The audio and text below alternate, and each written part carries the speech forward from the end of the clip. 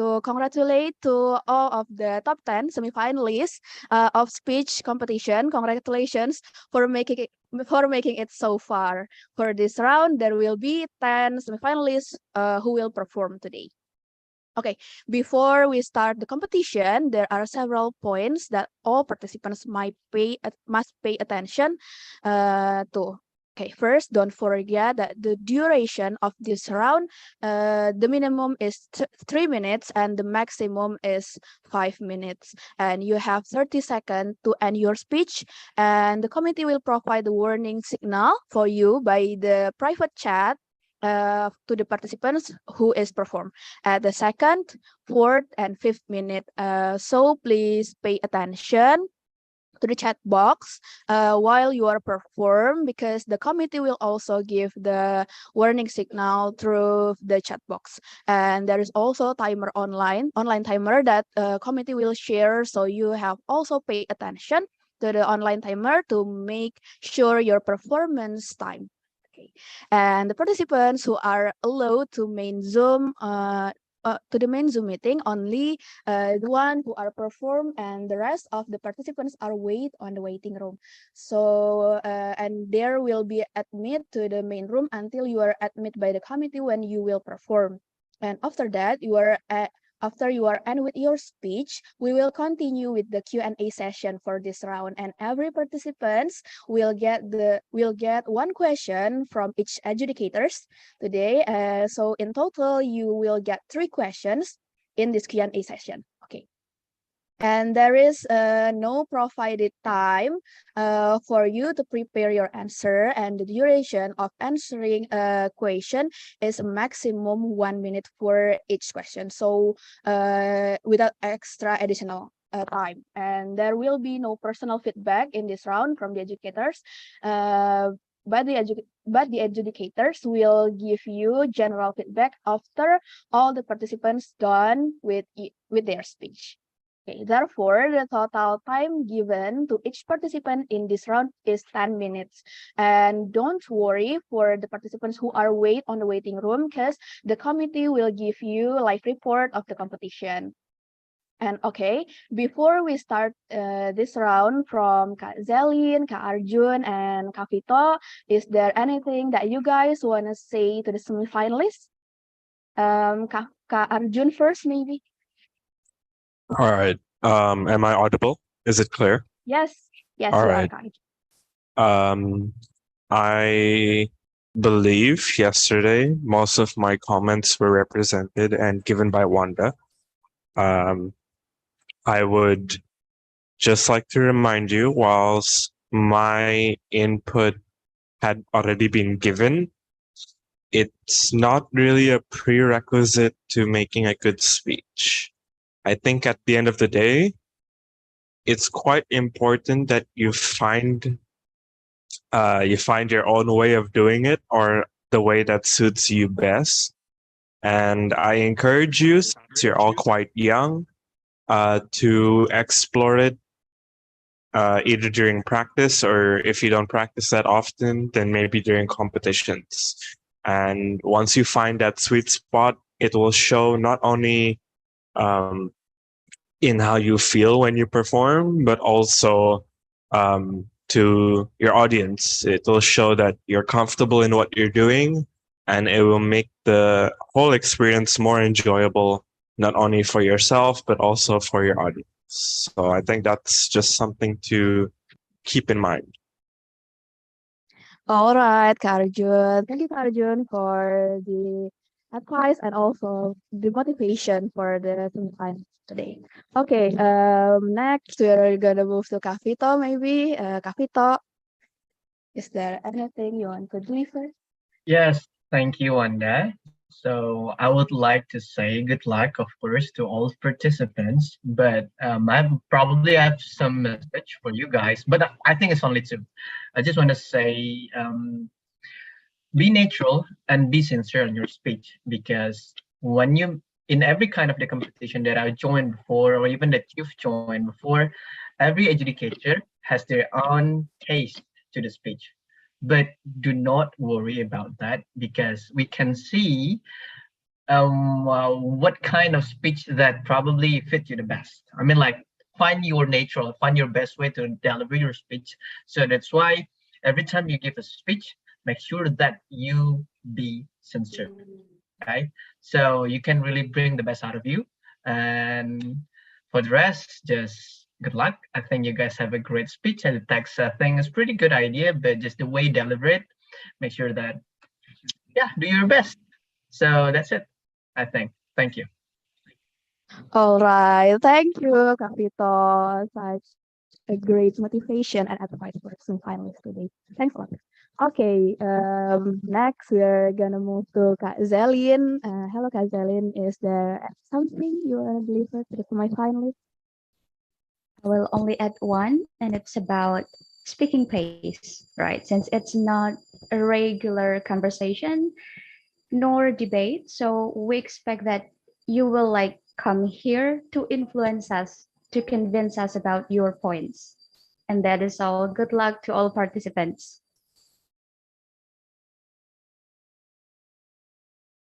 All right, Kak Zelin. Thank you so much for the motivation and the advice for the semifinalists today. Okay, thanks a lot, kakak-kakak, for the motivation and advices. Okay, dear participants, hopefully all of you guys are enjoying the competition, and then don't forget to stay tuned on WhatsApp group of the participants, because the committee will share the info in the WhatsApp group, so you aren't miss any info of the competition. Okay, without any further ado, we will start the semifinal round of the speech competition. And for the participants number 2 until number 10, please go back to the waiting room, and the committee will give the follow-up information of the Zoom. And for the participants number 1, please stay on Zoom meeting. Okay.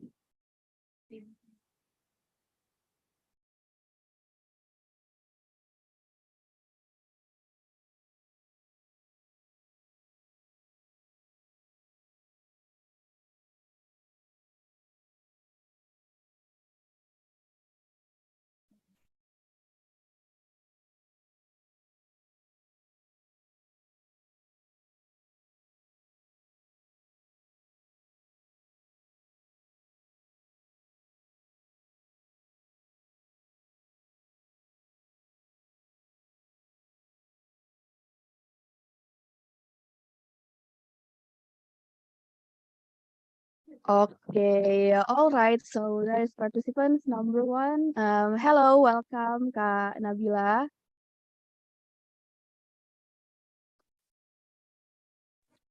Hello, Yes, am I audible? yes, you are, Kak Nabila. Okay, Kak Nabila, you have time to check your camera and microphone, and yep, all of your camera and microphone is clear. So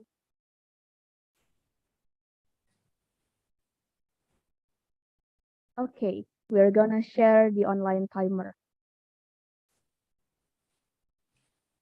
Wait, what was that?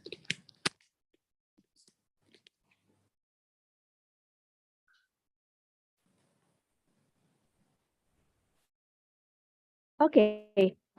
Is the online timer that the committee share clearly seen? You Yes. okay? Yes. Okay. Okay. Okay. Thank you, Kanabila. Okay, for the adjudicators, the committee have sent the score sheet and the name based on the order of the participants. So the judges can give the score for the participants after they perform their speech and after the Q&A session ends. So, Kanabila, the committee will start the online stopwatch with the first word uttered by the participant. And please keep in mind that your maximum time is 5 minutes, with the extra 30 seconds to end your speech. So, whenever you are ready, Kanabila. Thank you.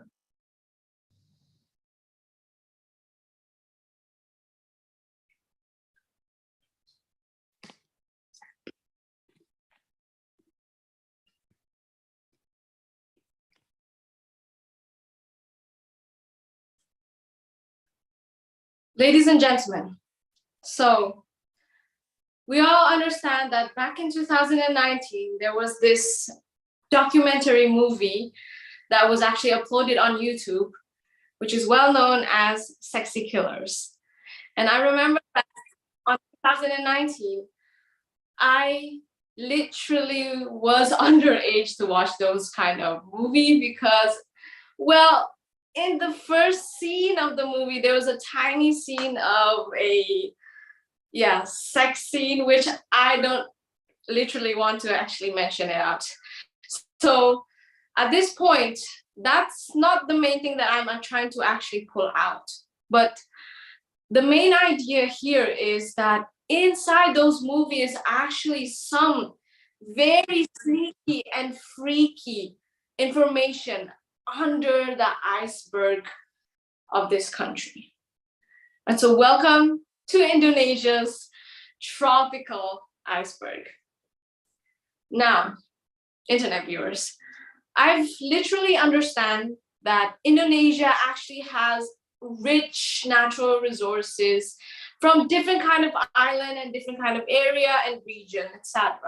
Those kind of natural resources that we can actually mention out, and some of us all know, is that there are rices, there's oil, there's gold, and literally we have those kind of enriched natural resources that we tend to either export it or import it for our internal or external nation.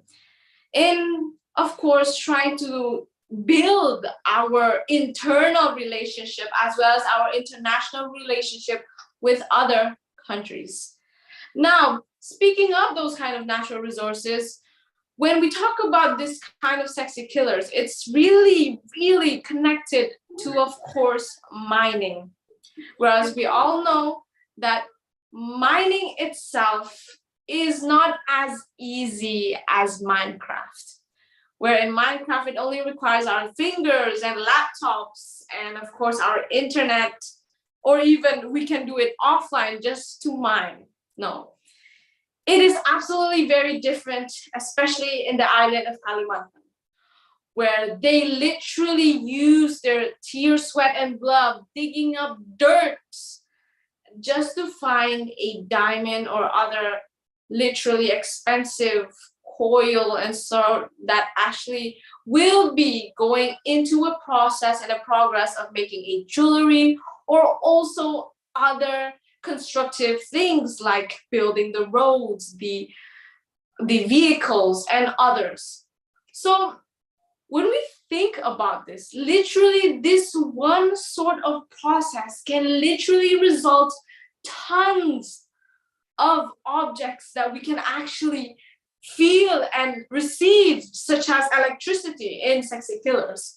So when we think about it, when we really analyze about it, do you think that the workers actually receive the same amount of salary and how hard they actually work for mining?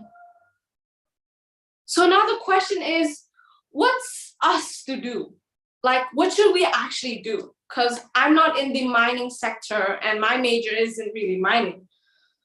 Do you actually think that we should actually expose the dark secret, the iceberg, the way Bjorka actually exposes our country?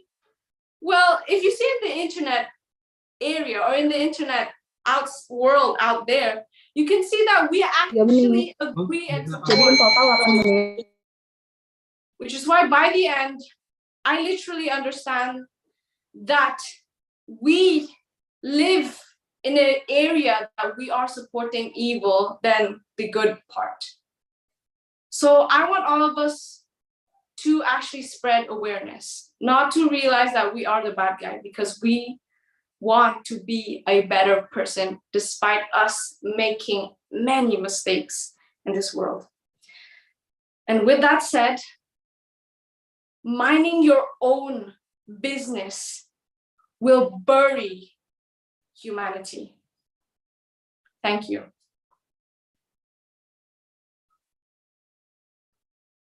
All right. Thank you, Kak Nabila, for the great speech, and for the duration is 40 minutes and 55. 55 seconds. Okay. Okay. We will jump into next. We will jump into the Q&A session. Maybe the first turn. Kak Vito can give the question for the semifinalists. Okay. Thank you, Nabila. So your speech is pretty interesting. So you mentioned some of controversial words. I heard Bjorka, I heard sexy killers, and some others. And that's a pretty good thing. And being pretty technical, yeah, on your speech, and that's pretty interesting for me. But I want to know that from your speech, actually, what do you really put your concern on? Do you put your concern on the welfare, on the resources, or on what is it? What do you really want to paraphrase actually on your speech? Thank you. I mean, like the silver line of your message. I want to find out, in your opinion. I just want to make sure that it is matched with what I got. Yes. Okay, thank you very much for the judges. Now, I understand that literally there are lots of issues, problems that's happening in Indonesia, and what I'm trying to pull out is personally what we can actually really do, not the way that we can go out and help an old days demonstration like the old ways, but it's about that we have the supportive technology of 5.0 in terms of spreading awareness, in terms of realizing everyone and realizing that this issue is literally happening. It's not about making mining into a trending topic in Twitter, but it's about that making our youth realize that our world, our country specifically, is still in danger because there's always hidden secrets, dark webs, and dark news that we actually never knew that it is actually still ongoing. This evilness is still ongoing because all we do is trying to entertain ourselves in TikTok.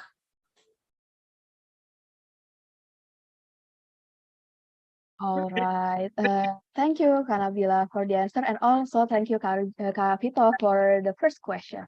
Okay. After this, we are going to move to the second question. Maybe Kak Zelin can deliver a second question for the Kak Nabila. Thank you for the speech, Nabila. So you talk about raising awareness, right? And then my question is, what one step can we do as a regular citizens to help in raising awareness? Okay.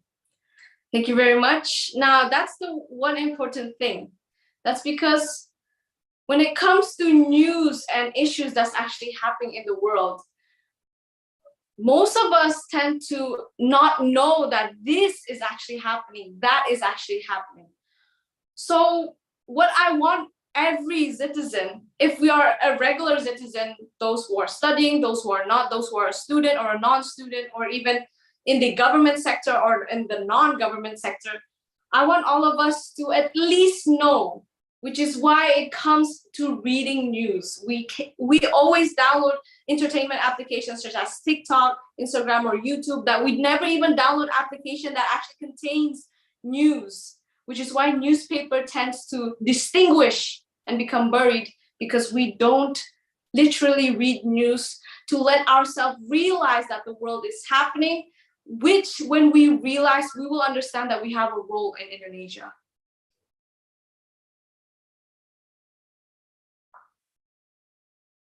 All right. Thank you, Kak Zelin, for the question, and also thank you, Kak Nabila, for the answer. And next, for the last question, Kak Arjun can deliver the question for the semifinalists. All right. Thank you, Wanda. Congratulations, Nabila, for making it this far. Thank you for performing your speech. Just to note before starting my question, I want you to just sort of don't feel pressure to answer it in a speech format or like with a clear message. I just kind of want to know the way, or not really know the way, but know what you were thinking when you were writing the speech in further detail, or like to a greater extent. So I just want you to answer the question as directly as possible. Yeah, for me. So basically, at the end of your speech, you talk about on how we should not mind our own business, which I think, first of all, nice pun, mind and mind. Second of all, so basically to spread awareness, yes? What Yes. is the end goal of this awareness? That's what I want to try and understand. Okay, thank you very much. So since all of our youth never realized this kind of thing that's happening, when we actually all realize that this kind of issue is literally happening, the problem is happening right now, right here, that's where we can actually take a step forward in grouping up together as a youth and try to have a main role as hard as we can, even though we have no power, but we as well can actually spread this kind of power through words and also, of course, through our action if you have the power. And that's why power relates with money, position, and other kinds of things that we tend to say that this power can actually bring changes. What's the real power is when we try to do the action as a youth, when we all held hands together in making real changes for fulfilling the goals of our youth Indonesia to be saved. All right. Thank you, Nabila. All right. Thank you, Karjun, for the question, and also thank you, Nabila, for the answer. Okay, your Q&A session already over. Thanks a lot to Miss Nabila for your performance, such a great performance. Your session has already over. You may go back to the waiting room right now. Thank you, Kak Nabila. Okay, Thank you. for all the adjudicators. Yes, thank you, Kak Nabila. Okay, for all the adjudicators, please give score to the Miss Nabila performance because we will continue to the next performance. Thank you. Next slide.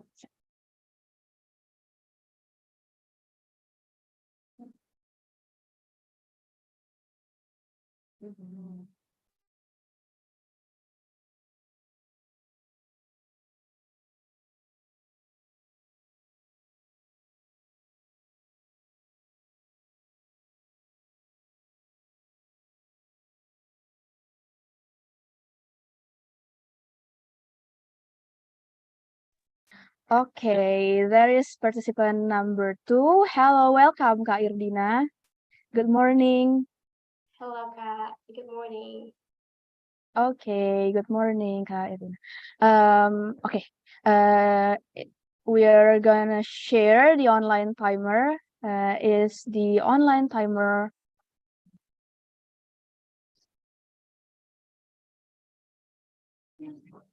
wait. Yep, is the online timer that shared by the committee is clearly seen, Kak Irdina? Yes. Okay, so Kak Irdina, the committee will start the online stopwatch with the first word uttered by the participants. So please keep in mind, that your maximum time is 5 minutes with the extra 30 seconds to end your speech. So whenever you are ready, Kak Irdina. All right. Oh yeah, sorry, Kak Irdina. Okay, yes, you have already turned on your camera. Distinguished educators and ladies and gentlemen, I have a question that I want you to ponder. How do you describe a home? To me, a home is a safe place. It is unquestionably a place where I root out all of my burdens. It is a place where I can truly just be myself. It is a place where I find peace. A home is where love resides and memories are created. And I personally contend the idea that having a safe place called home is entirely a part of human rights. But can you imagine if that type of human rights is being broken and robbed. I'd like to introduce a friend of mine. His name is Afka. He was born and raised in Porong, Sidoarjo, East Java. Afka and his family moved to my hometown, and he also was transferred to my primary school. All of the ladies, including me, were bloody surprised seeing him on his first day in our school since he's quite attractive and appealing, honestly. But all of us were shocked knowing the reason behind his move.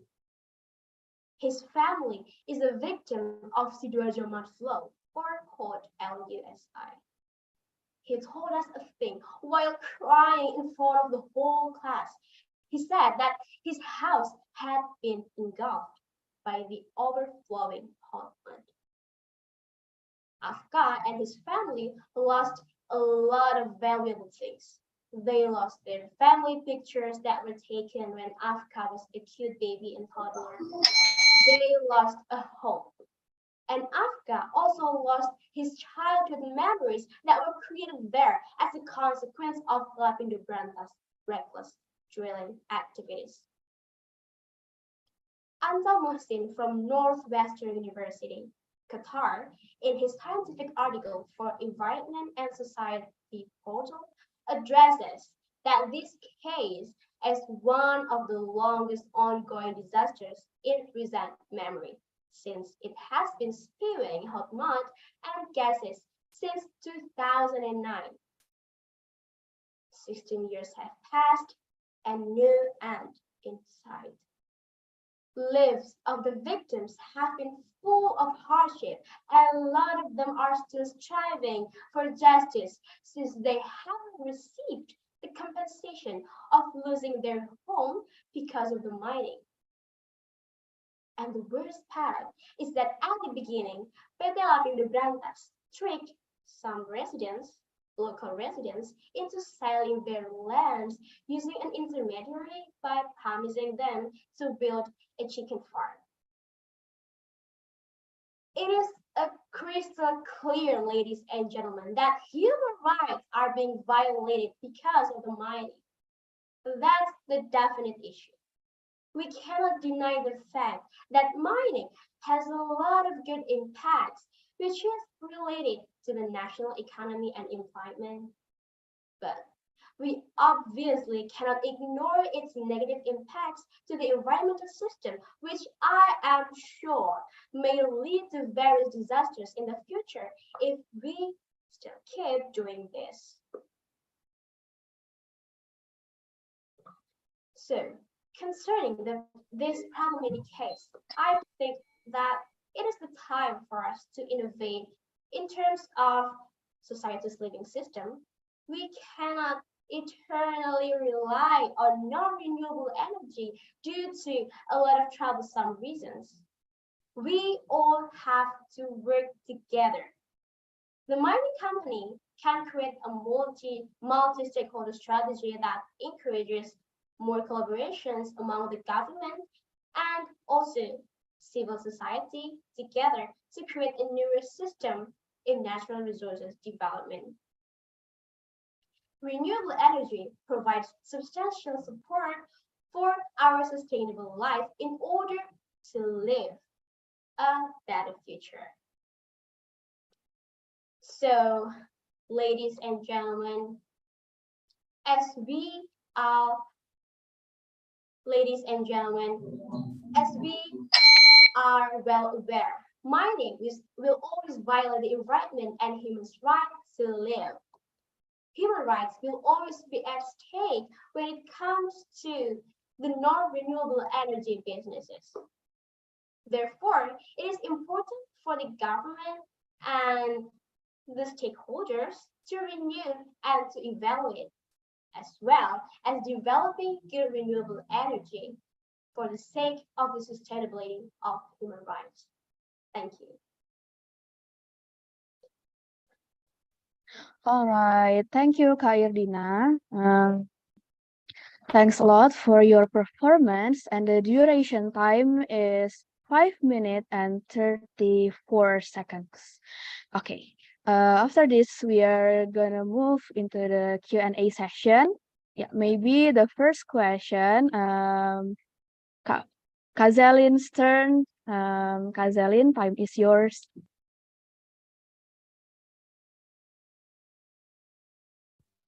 Okay, thank you very much, Irina, for your speech.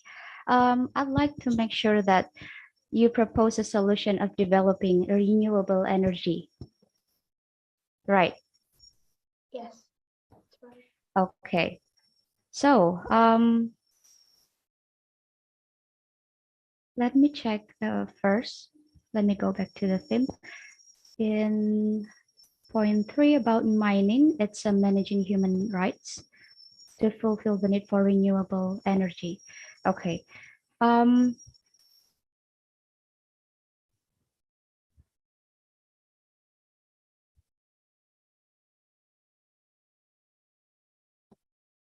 Okay.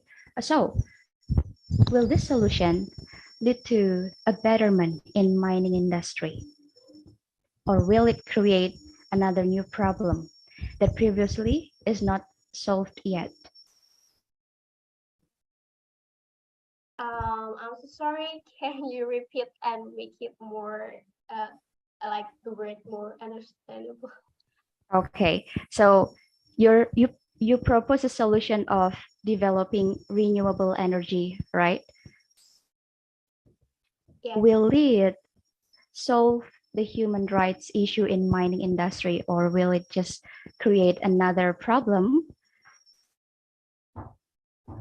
Yeah. My solution is that I think that the third that party like government and the stakeholder and the what is this called the civil society have to create a collaboration project that to um, I my point is lead to like the new ecosystem, a new environment and new lapangan pekerjaan yang baru. So as we all know that the impact of this mining in Sidoarjo has a lot of impact in economic and their land. So I think that my point is to lead to yes discovery project for creating a new lapangan pekerjaan by using renewable energy resources. Okay, thank you very much, Irvin.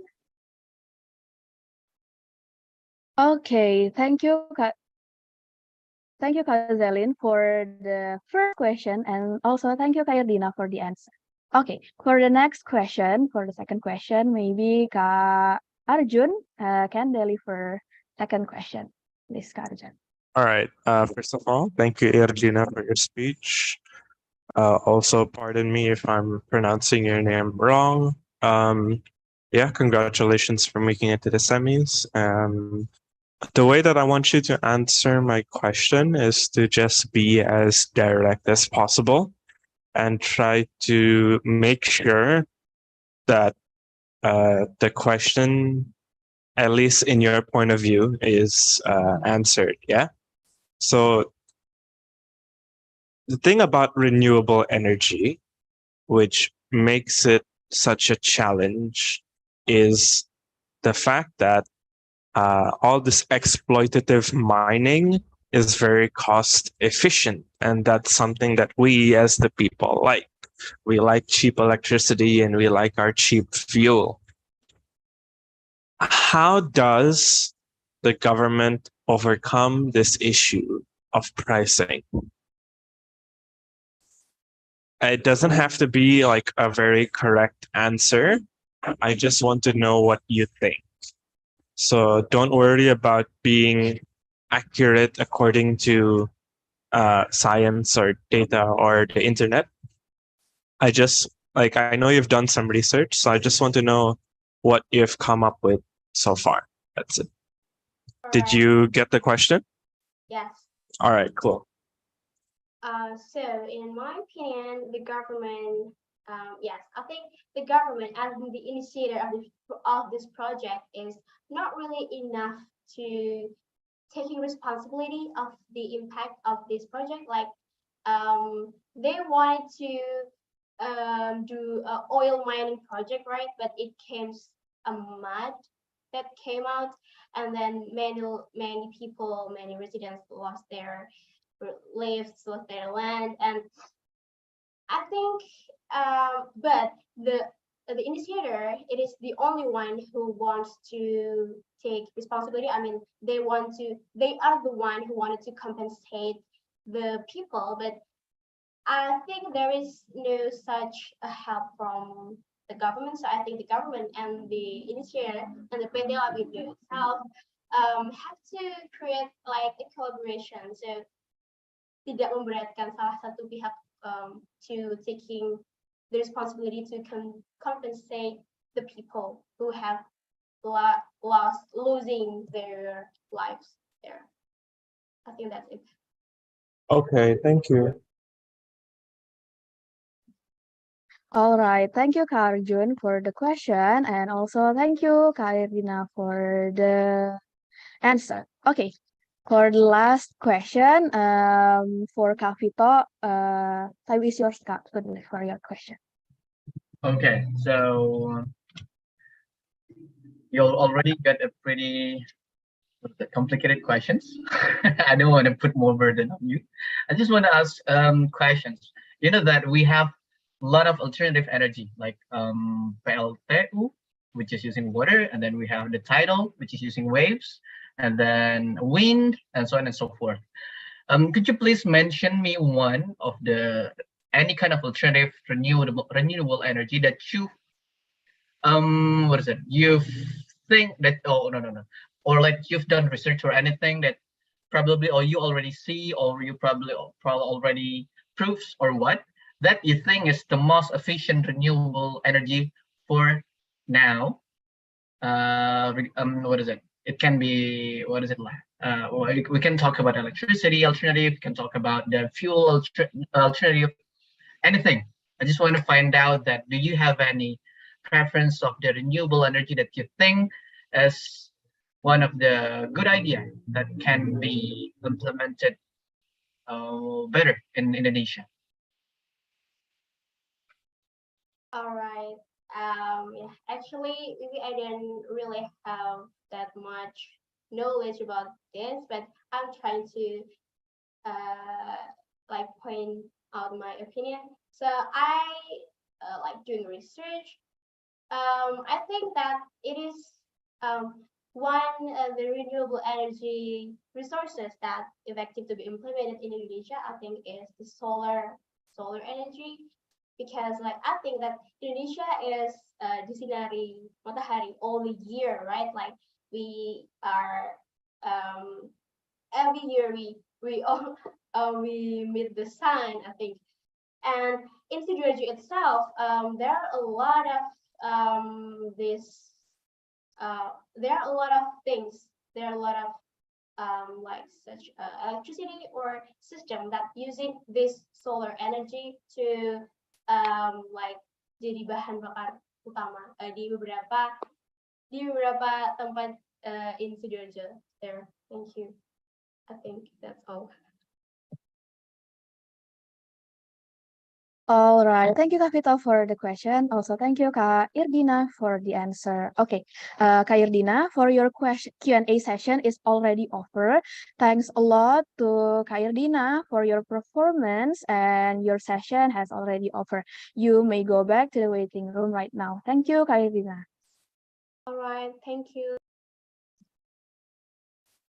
Okay, kakak educators, please give the score to Miss Irdina performance ya Kak, and we are gonna move to the third participants. Oh yeah, but unfortunately the third participants has been disqualified because he haven't sent the soft file text yeah. So the committee has been disqualified the third participants, and now we are going to move to the fourth participants. Yep. All right, there is fourth participants. Hello, welcome, Kak Karans. Good morning. Good morning. Thank you. Um, Uh, okay. Okay, thank you, Kak Karans. Okay, now the committee will share the online timer. Is there clearly seen? Yes, it is clearly seen by me. Okay, thank you, Kak Zaran. Kak Karan, sorry. Okay. The committee will start the online stopwatch with the first word uttered by the participants. And please keep in mind that your maximum times is 5 minutes and there's extra 30 seconds to end your speech. So whenever you are ready, Kak Karan. Should I stand up or should I sit down? Yeah, please stand up. Okay. Yeah, Kak Karan. Let me set it up a bit. Okay. Yep. Is Kak Karan's already okay for the adjudicators? Kak Karan's positions? Yeah. Okay, Kak Karan's. Well, I should start when I. Yes, whenever you're ready, Kak Karan's. Okay.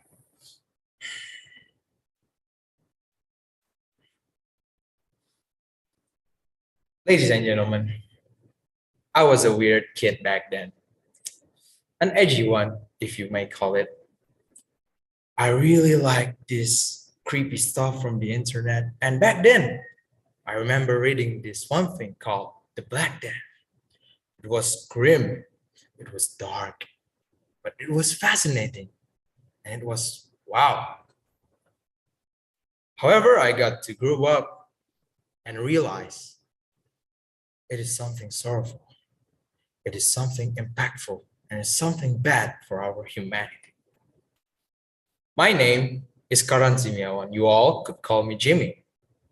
And yes, ladies and gentlemen, COVID-19 is a great turmoil for all of us. It is something impactful towards the aspects of our life. Now, we all have to bring masks and of course hand sanitizers too. And it is emphasized to do virtual connections, virtual communications to prevent spread of the virus. And doing things remotely are the normal now. Well, for example, like online shopping, online deliveries, etc. But it's a shame that death has been something common and something normalized in our life. You see it all on the news. They talk casually about death, but there's the numbers. I hate it. Allow me to give you a bit of my condolences for the people that we lost in this great event. The COVID-19 cut short of my supposed young and wild high school life. Well, I remember back then it was supposed to be like 1 week of holiday, but to my surprise, 2 years of online lectures, online college, the work from home stuff. I really hate it. It was exhausting. It was suck. It was bad. As my fellow COVID-19 batch of 2020, they would all say the same. However, I found something interesting. I found something wonderful in my life that blooms in me. Friendships and relationships.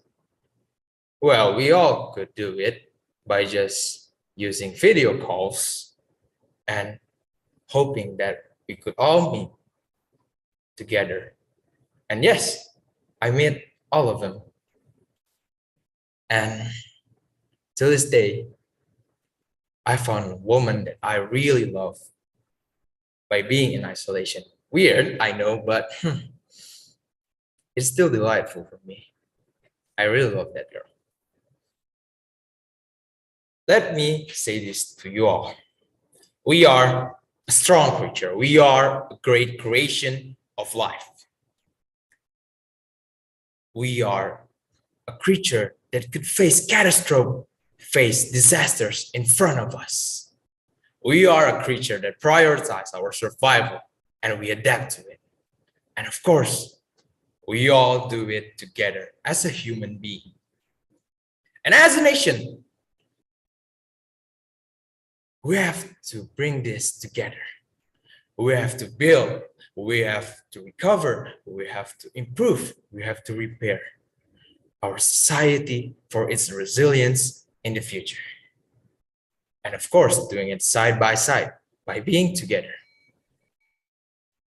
I hope all of you could still smile even in the face of disasters, even in the face of catastrophe.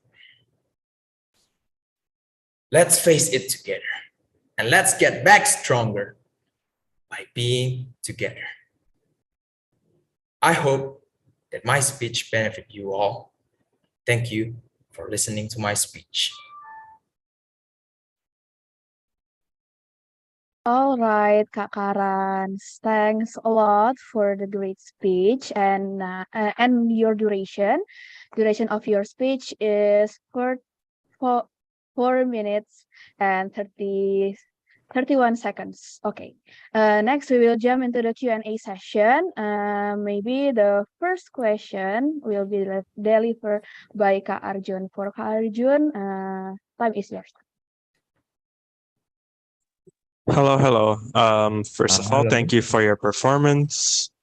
I would say, yeah, congratulations also for making it to the semis. I think you took an interesting approach to the topics given. And towards this, there was a lot of, okay, before I carry on with my question, just try to answer the question based on what you feel and what you think, as well as try to just answer it straightforward. And this applies to my question specifically. Yeah. Okay.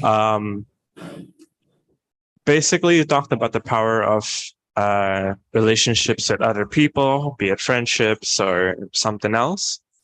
And how it can help us face adversity and make us feel better during hard times. What happens then if the people we trust actually have the reverse effect? What happens then if they misuse our trust and hurt us? That's basically the question. Well, in my perspective, in my principle, I put trust easily on people. And of course, people live through me, like they come up or maybe they leave. But there's this one thing that I really believe, that I will put my hopes to people a lot till they waste it. And of course, I will not be exhausted to put my trust in them. And I believe that there are a lot of kind people you could meet up that don't want to waste your trust. Life is a dynamics. It will come up and come down, or maybe stagnant. It's part of being alive, you know. You have just to do it all the best you can, and people will follow. All right. Thank you very much. All right, thank you, Kak Arjun, for the questions, and also thank you, Kak Karans, for the answer. And next, we're gonna move to the second question.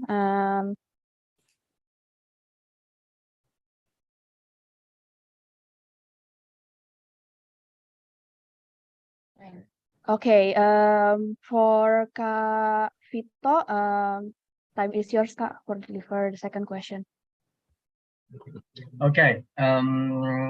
Good job, Karans, Jimmy. So my question's gonna be, I want you to answer these questions casually. So I want to know that what would you do differently um, if you were facing the COVID-19 with the same knowledge right now? What would you do differently back then if you already got the knowledge of what's going on with the COVID? Could you elaborate more? So just imagine that we're going back to 2019, but at that time you already get the knowledge of what is going on. Just imagine that you're going back, you travel back to 2019. What would you do differently to face the COVID-19?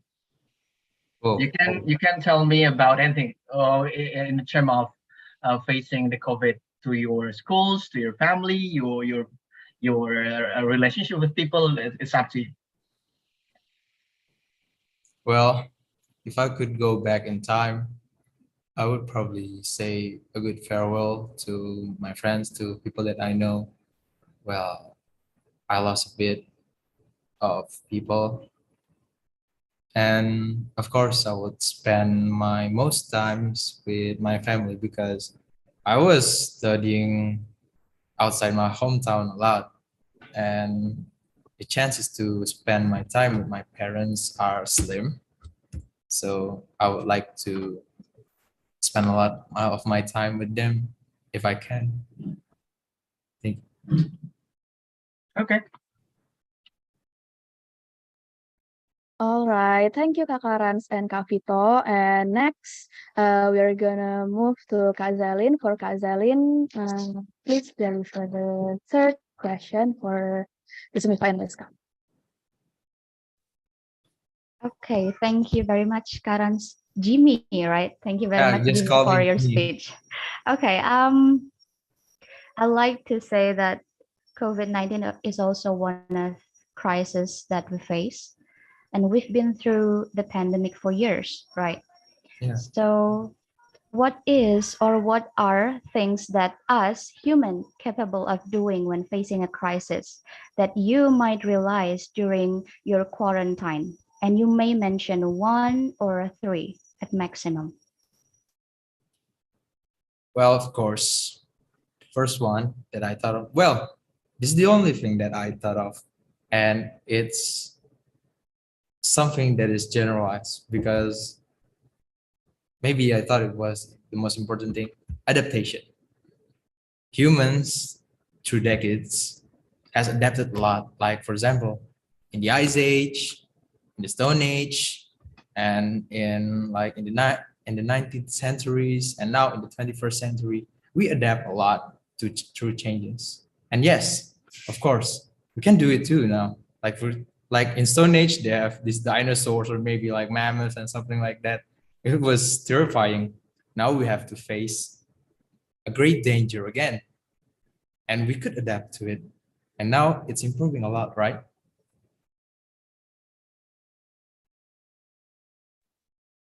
Thank you so much, Jimmy. Thank you.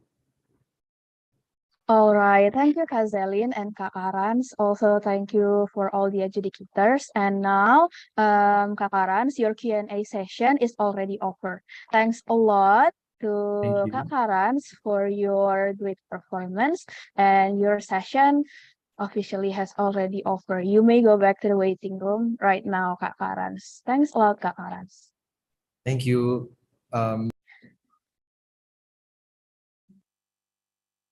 Okay, thank you, Kak Rans. And now we're gonna move to the next participants, or the participants number 5 is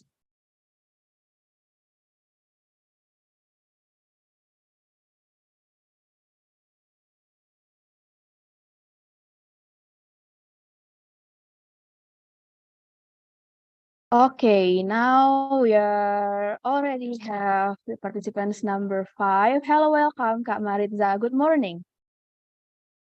Hello, good morning, everyone, and the adjudicators. Hello, good morning, Kak Maritza. How's life? Well, it's been going for sure. Yeah.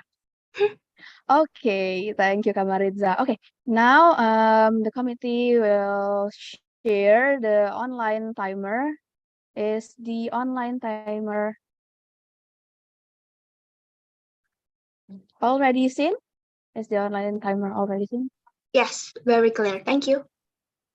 Okay, so Kak Marza, the committee will start the online timer um, with the first word uttered by the participants.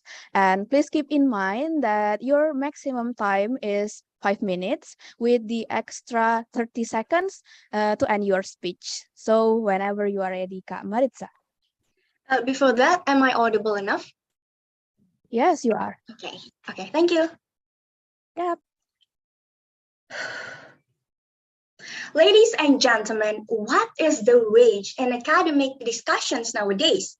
The one thing that is always mentioned, no matter who you're talking to, what's your major, or what kind of discussion you're having, the answer is Sustainable Development Goals, or the SDGs. I even personally feel like advanced elementary schools write this about this too in their essays with how much this issue is being discussed nowadays. Though, don't get me wrong, I totally agree with the sustainable goals. We, as a society, need to be consciously responsible for every action that we take. These 17 goals were crafted in such a way to make sure that peace and prosperity will no longer be an exclusive dream for us, but also an inclusive reality as well. The 17 goals are crafted in such a way to make sure that as a shared blueprint to what our future can be. Although categorized, these 17 goals are meant to be put into motion altogether. For example, we are putting in motion for the 7th goal, the affordable and clean energy, the 8th goal, the decent work and economic growth, and the 13th, climate action, all together at the same time with pushing forward for renewable and sustainable energies. We are mining for newer and sustainable energies such as copper and cobalt. This is for sure, of course, this is a huge step forward for humanity. But is it really? We are unfortunately, as we are taking a huge step for humanity, we are stepping on the lives of the workers, of the miners, of the people that working on the mining sites. The director of the Executive Business and Human Rights Research Center said that only a few companies scored higher than the average, than the bare minimum on making sure that the issues, the human rights issues such as water issues, indigenous peoples issues, land issues, and child labor is put into motion. On average, the companies only scored in total of 19% on their corporate commitment into action plans. Ladies and gentlemen, this is a very, very serious issue. We all said that no success will ever achieve without sacrifice. But can we still agree when the sacrifice in question is human sacrifice? Can we still agree when the sacrifice we're making is on the sake of our own community? Ladies and gentlemen, is this who we really are? Because what I've seen in nowadays is these workers are being made into documentaries, into action, into fiction. These people don't realize that the very same situation, the inhuman situation they are facing is still very much on the line right now. It's still very much real, ladies and gentlemen. So that is why we will be using these renewable energies to charge up our machine, to charge up our society. But the mother for these renewable energies are the workers, are the people, that the very same people that human rights are on the line right now. So these people for society, for our life nowadays, these people well-being are as crucial as those world leaders. So let's all make sure that we left no human rights left behind. Let's all make sure that our effort, our hard work is only through constant effort and hard work, not the violation of others' human rights. Thank you. All right. Thank you, Kamaritza, for your performance and your duration. Your speech duration is 4 minutes and 10 seconds. Okay. We're gonna move to the Q&A session. Maybe the first turn from Kak Zelin. Kak Zelin, time is yours, Kak. Thank you so much. Hello, Maritza. Thank you so much for the speech. And my question, what are the ideal conditions of the mine workers? Okay, so I'm going to answer now. Thank you for the question, Kazalin. So the ideal condition for these miners workers, obviously they are working in a very dangerous sites with the underground sites and things. And the ideal situation would be they have the home to go home to, I mean, near these construction sites. And also they are water, they have access to water, the lands, and also all of the papers are being constantly rewatched. I mean, we don't want to take the resources from the indigenous people's land or the land that are being used for community. We don't want to do that. So we will have to make sure that the ideal condition for the workers and for both the workers and the people around the construction site. I think that will be very ideal for us to be uh, idealized. Thank you. Thank you so much. All right. Thank you, Kak Zelin and Kamaritza. And next turn from Kak Arjun. Time is yours, Kak. Hello. First of all, congratulations for making it to the semis. Thank you. Also, thank you for your speech. I think it was quite unique in terms of approach. Before I ask you my question, quick disclaimer. I want you to answer my question based on what you think is the answer, and I want you to try and be as direct as possible about it. Yeah. So my question is, why do you think that these miners are the ones that are being taken advantage of when they have jobs that are actually quite important and actually not only quite important, but actually essentially the backbone of certain nations? Why do you think this is another way to phrase the question? Yeah. Why do you think it happens so often, even though their jobs are important? Okay, thank you for the question, Kak Arjun. So allow me to answer. For me, because even though they are very essential, as I said, for the advancement of our society, they are most often are illegal immigrants, and there are also construction sites that are being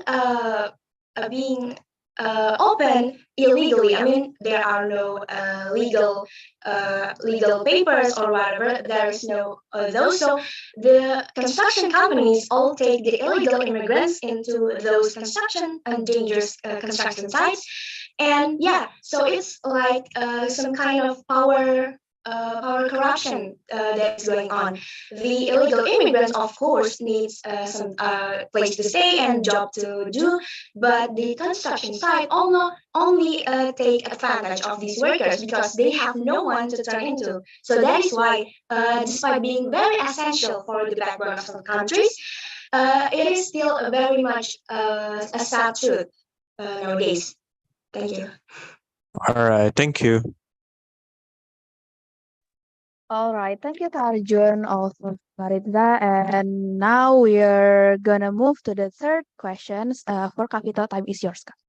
Okay, thank you, Maritza. I appreciate your approach. It's pretty good.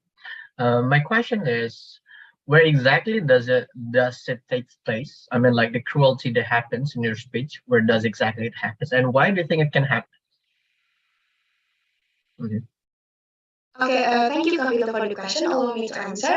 So, based on some of the papers that I've read, it is still very much happening for little years. This has not stopped for once, even though we've seen films about it, documentaries about it, but that's all. We don't take action towards it, and I think.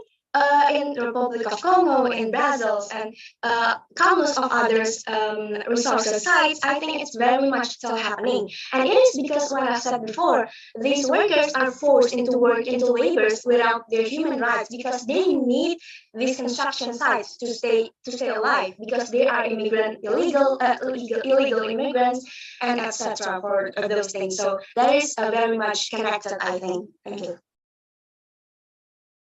Okay, thank you. All right, thank you, Kak Vito, and also Kak Maritza. Okay, Kak Maritza, now your Q&A session is already over. Thanks a lot, Kak Maritza, for your performance, and your session has officially over, and you may go back to the waiting room right now. Thank you, Kak Thank you, Maritza. and the educators. Good luck for the next session. Good luck. Thank you, Kak Maritza. Okay, now we are gonna move to the 6 participants.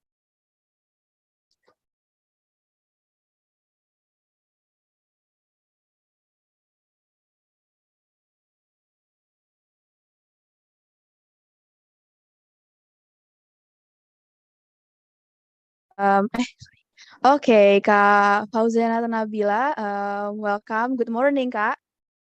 Good morning. Am I visible and audible? Yes, you are. Okay, thank you. Okay, Kak Nabila. Yes. Now our committee will share the online timer. Is the online timer clearly seen, Kak Nabila?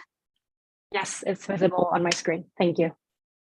Okay, so Kak Nabila, the committee will start the online timer with the first word uttered by the participants, and please keep in mind that your maximum time is 5 minutes with the extra 30 seconds for your speech. So whenever you are ready, Kak Nabila. Thank you. Thank you.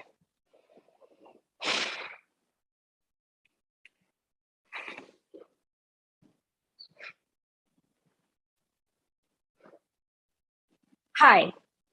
Good morning. Have a good day. How many seconds did it take me to do that greeting? It was probably less than 10 seconds, but those seconds are of great value to me.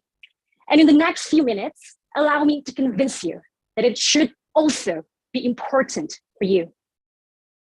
It has been a while since I left my hometown for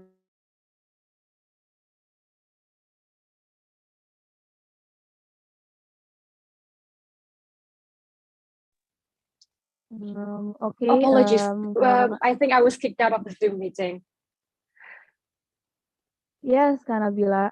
Yeah, that's okay. You can continue your speech right now. Okay. Can I restart the speech, please? Because I don't know where you guys lost me. Oh yes, okay, Kak Nabila, sorry. You can repeat your speech. You can repeat your speech right now.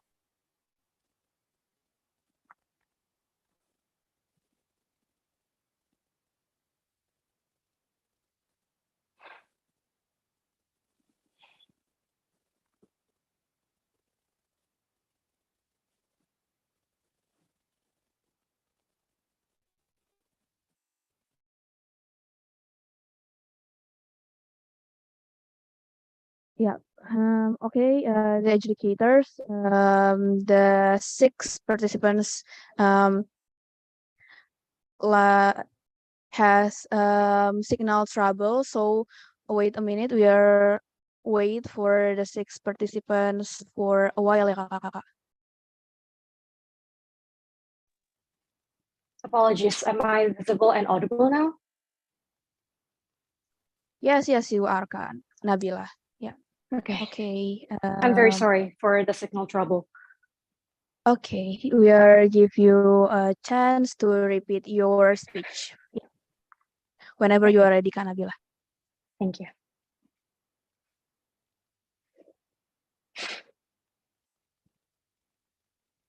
Hi. Good morning.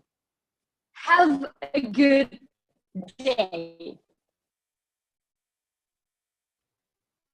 How many seconds did it take me to do that greeting? It was probably less than 10 seconds. But those to me.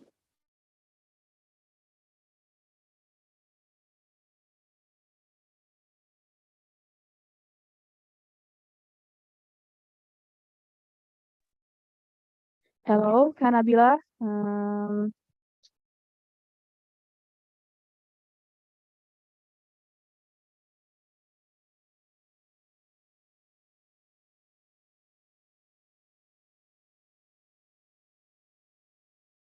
Okay, adjudicators, Kak Nabila has signal trouble again. Maybe we are move to the next participants, and Kak Nabila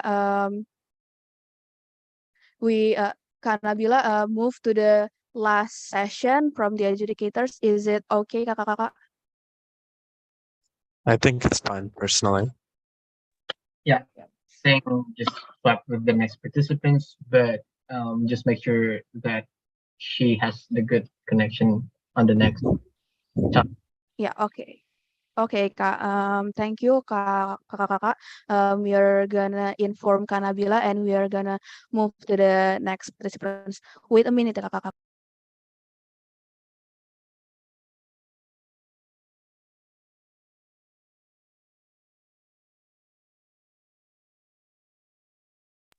Okay, hello Kak Anissa Akila. Welcome. Good morning, Kak Anissa Akila.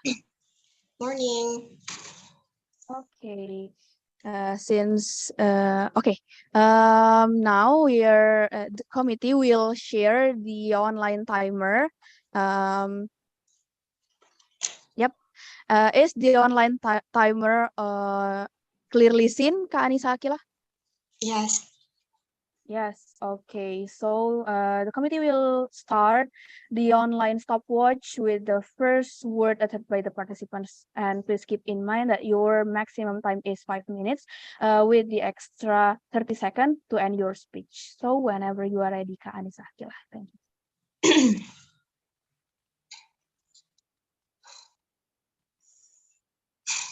you.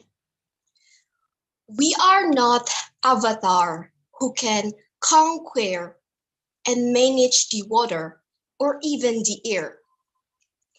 Yes, we are a common person. We cannot make the air around us fresh, clean, and healthy only by moving our hand like Avatar has done. See what happened with the air around us? Is it fresh, clean, and healthy? Can we breathe well? Of course, the answer is no. This situation is still become a homework for us. This fact leads me to take an interest theme, transport transformation, mobilizing inclusive and respecting green transportation. Well, ladies and gentlemen, motor transportation in Indonesia is familiar, isn't it? They have even become commonplace. I'm sure all of us here now have motorized transportation. The number of motorized transportation in Indonesia is currently more than 20 million, and we all know that motorized transportation causes air pollution, which can have an impact on public health. People who should be able to breathe with the clean air because of this air pollution caused by motorized transportation emissions, they cannot feel the clean air. Indirectly, we have taken away their rights. So, what should we do to overcome this problem? Yeah, we need green transportation. What is green transportation? Transportation is transportation that is made environmental friendly. This means that this transportation made not to cause air pollution. For example, electric fueled vehicles, such as electric motorcycle and electric car, are excellent alternatives because in these electric cars, electrical energy is stored in the rechargeable batteries. In addition, electrical batteries that is converted into power doesn't produce any residues or emission, which means it doesn't pollute the air. Another simple example, we can start from a small thing like bicycles. Indeed, there are many bicycle clubs, but we only ride bicycles on certain times, such as Sunday car-free day. This bike is rarely used in our daily life. Even though by using our bike, it can reduce the air pollution and makes our body health too. Besides, we can also just walk or use the public transportation around us. We love our earth, don't we? Aagim once said, to be a better person, we need 3 B. First, begin from small things, including to overcome these air pollutions by green transportation. Second, begin from ourselves. And third, begin from now. Let us support the green transportation and save the earth. Thank you. All right. Thank you, Kanisa Akila, for the performance. And your speech duration is 4 minutes. Okay, we are gonna jump into the Q&A session. Maybe the first turn is Kavito. Your time is yours, Kavito. Okay, so hello, Anissa. Hello, Kak. So my question is maybe a bit controversial questions, but I just want to know your point of view. So don't get overwhelmed with the questions. I didn't really expect it to be correct, but I just want to hear your point of view. So there's some says that actually the green transportation that you mentioned, which is using the electricity, is actually burn more coal and produce more gas.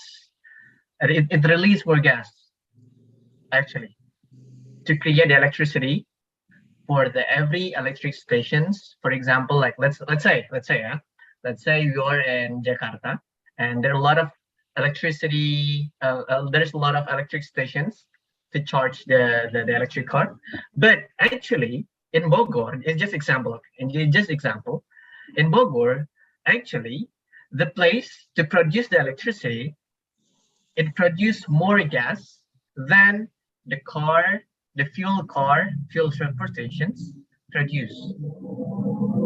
So basically, the green transportation is not really green after all. So I want to hear your insight. How do you really promote, or what is your insight with? Well, what do you think? What do you think about that motions when people are not, when not so many people actually trust the motions of green energy is best, because some people also say green energy also burn and produce more gases actually. So what do you think? I just want to hear your point of view regarding to that motions. Okay, thank you, Kak.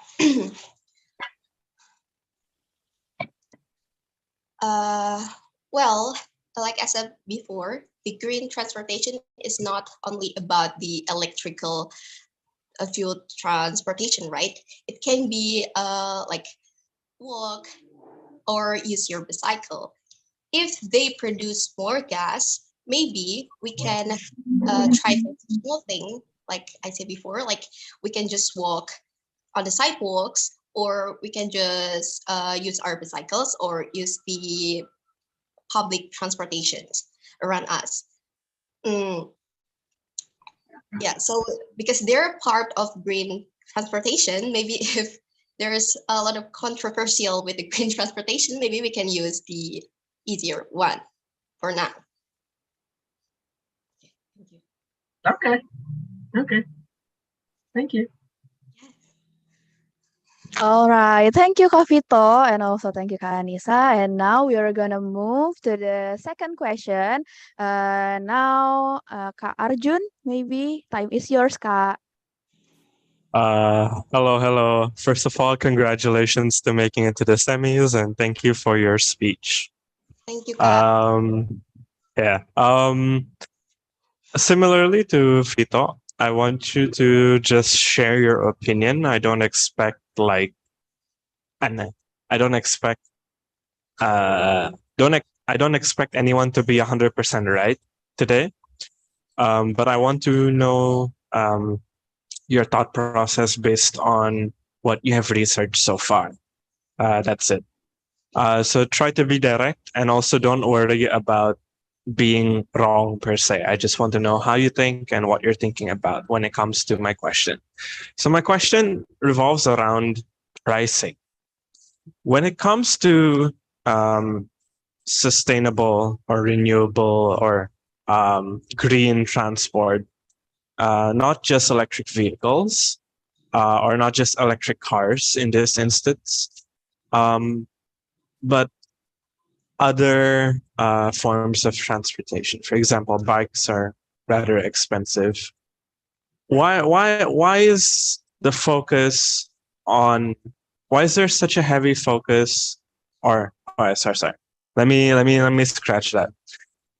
Why do you think there's such a heavy focus on green transportation, such as transportation that doesn't use energy, such as bicycles, and electric vehicles like electric motors and electric cars, as opposed to further developing public transportation?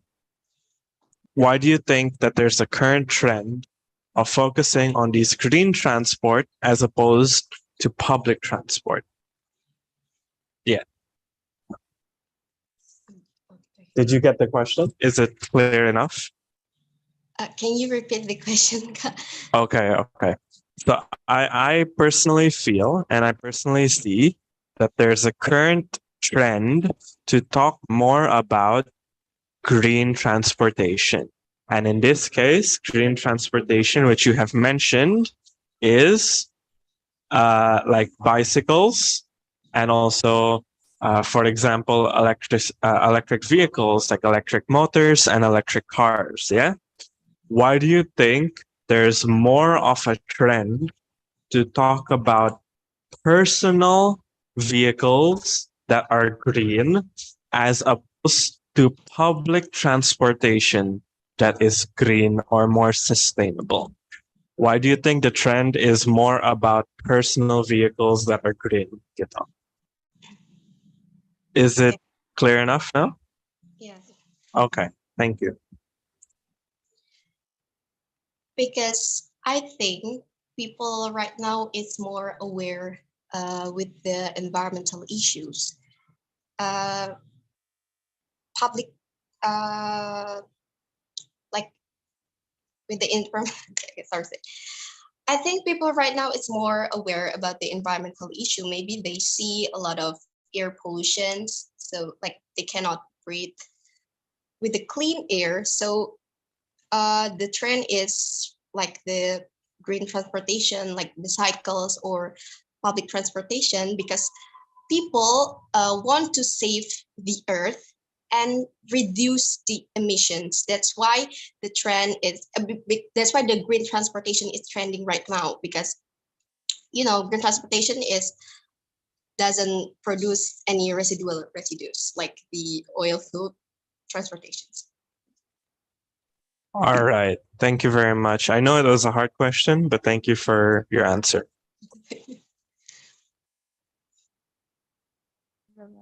Okay, thank you, Kak Arjun, also Kak Anissa. And now we're gonna move to the third or last questions. For Kak Zalin, time is yours, Kak. Okay, those were such heavy questions, right? From Kak Arjun and also Kak Vito. I would like to go with the very basic one. I need you to elaborate more on this topic, like what contribution we could give to our environment when we, like 80 or 90%, use green transportation. What contribution? Sorry, can you repeat the question? Sure. So what contributions we could give to our environment when finally, in the future, we will be 80% or 90% use green transportation? Okay, thank you, Kak.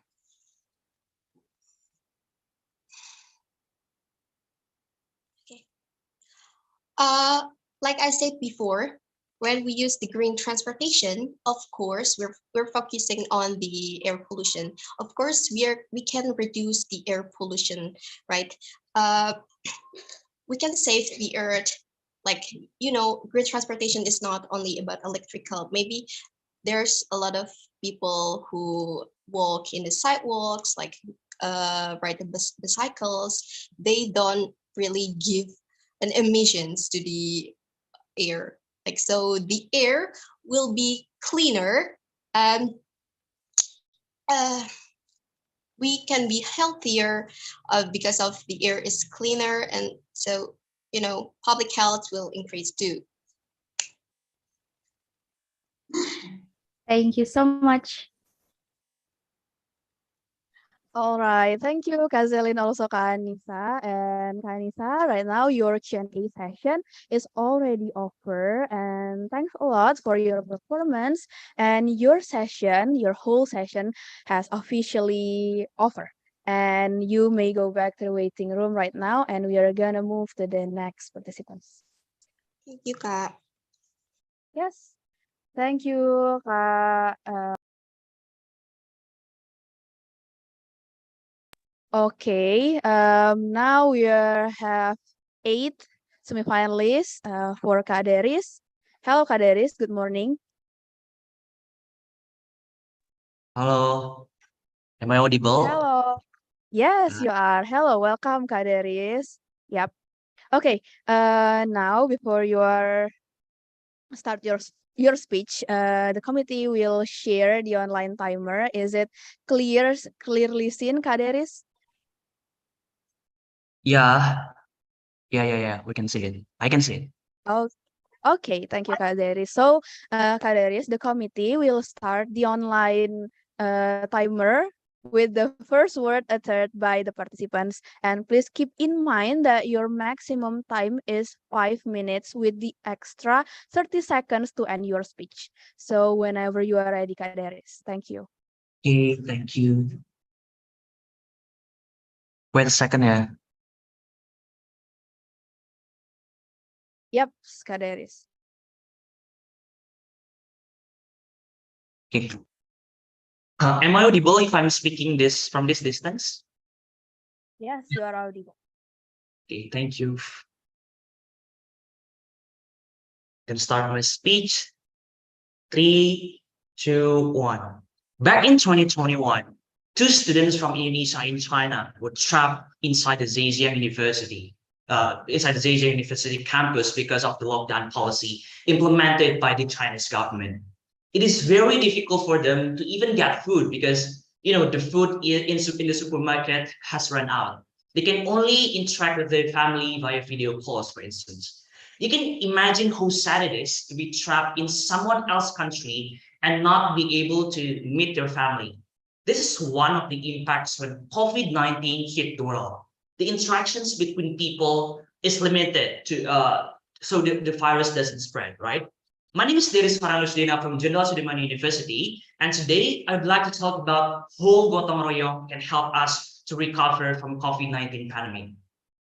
Panels, I think we have to remember that Indonesia is the fourth most populous country in the world with the populations of more than 270 million people.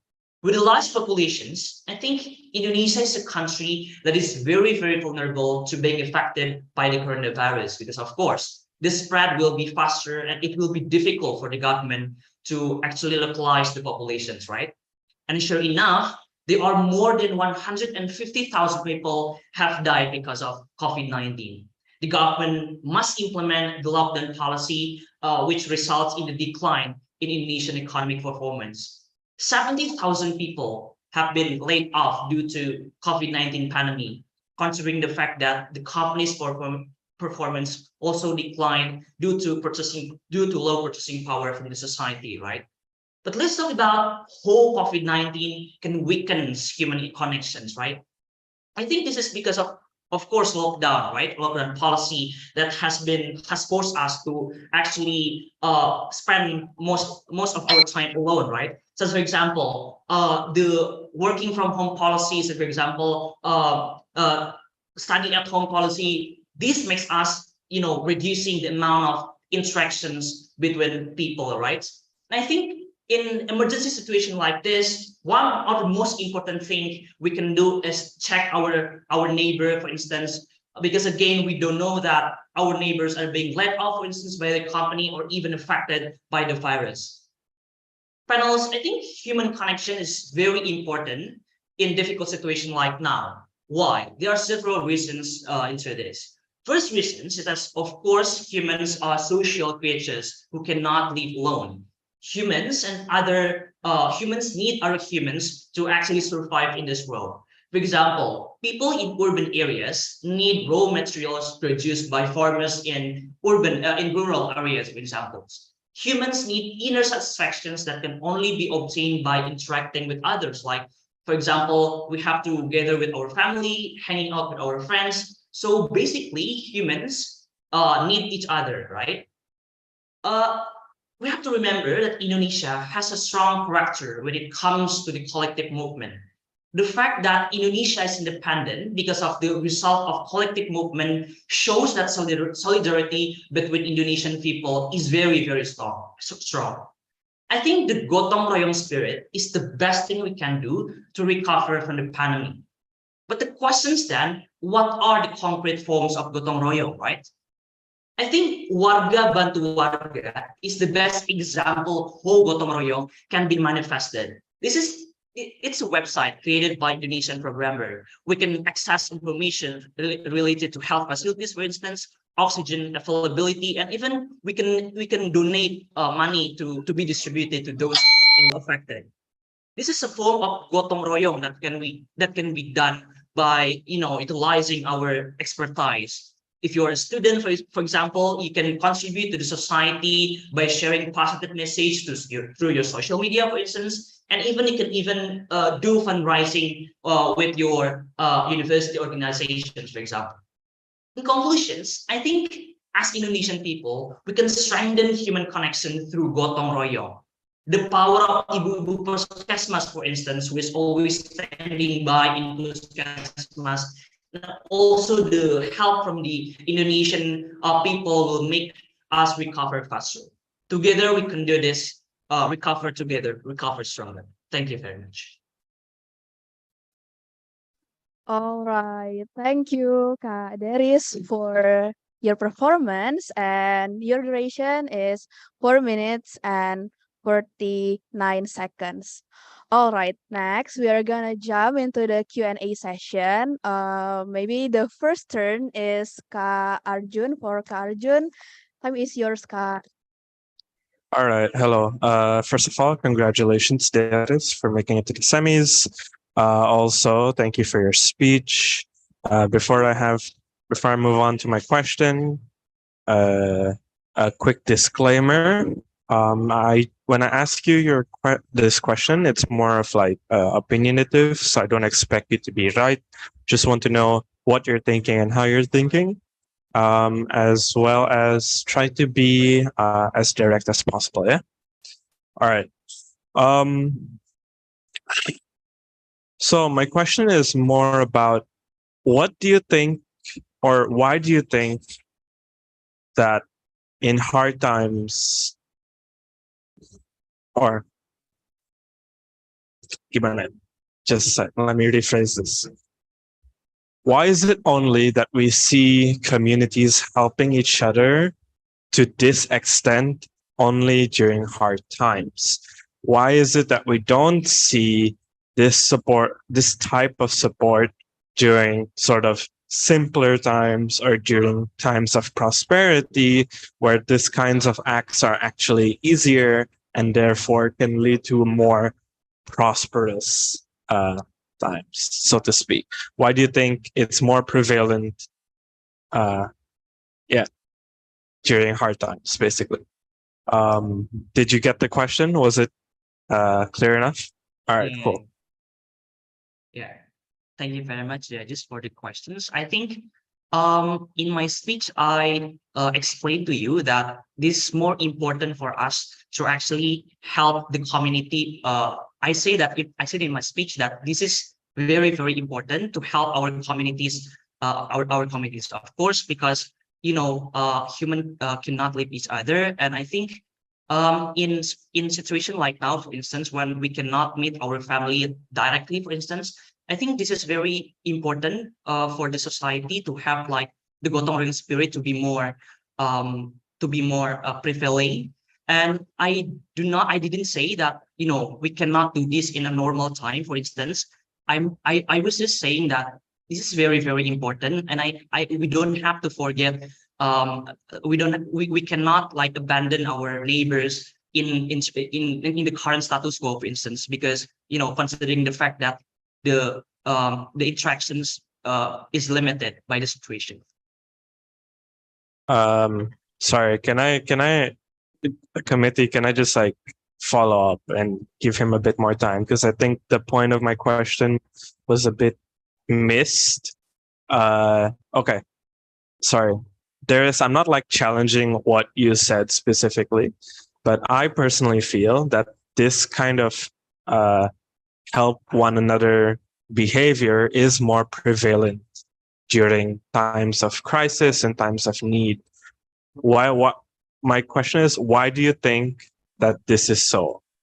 Like, yes, it is possible that it can still happen during good times and prosperous times, but why do you think that we tend to behave or be more willing to help one another during times of crisis? I think yeah, like what try did do you get the difference in? Yeah, all right, sorry, go on. Okay, thank you, judges. I think why it is more important, not more important, but why we have to do this in the current situations, right? I think this is exactly because I think this is exactly we live in a society where naturally humans need each other, and I think the fact that the current situations limits us to interact with others. I think this is just a sense of empathy towards toward others.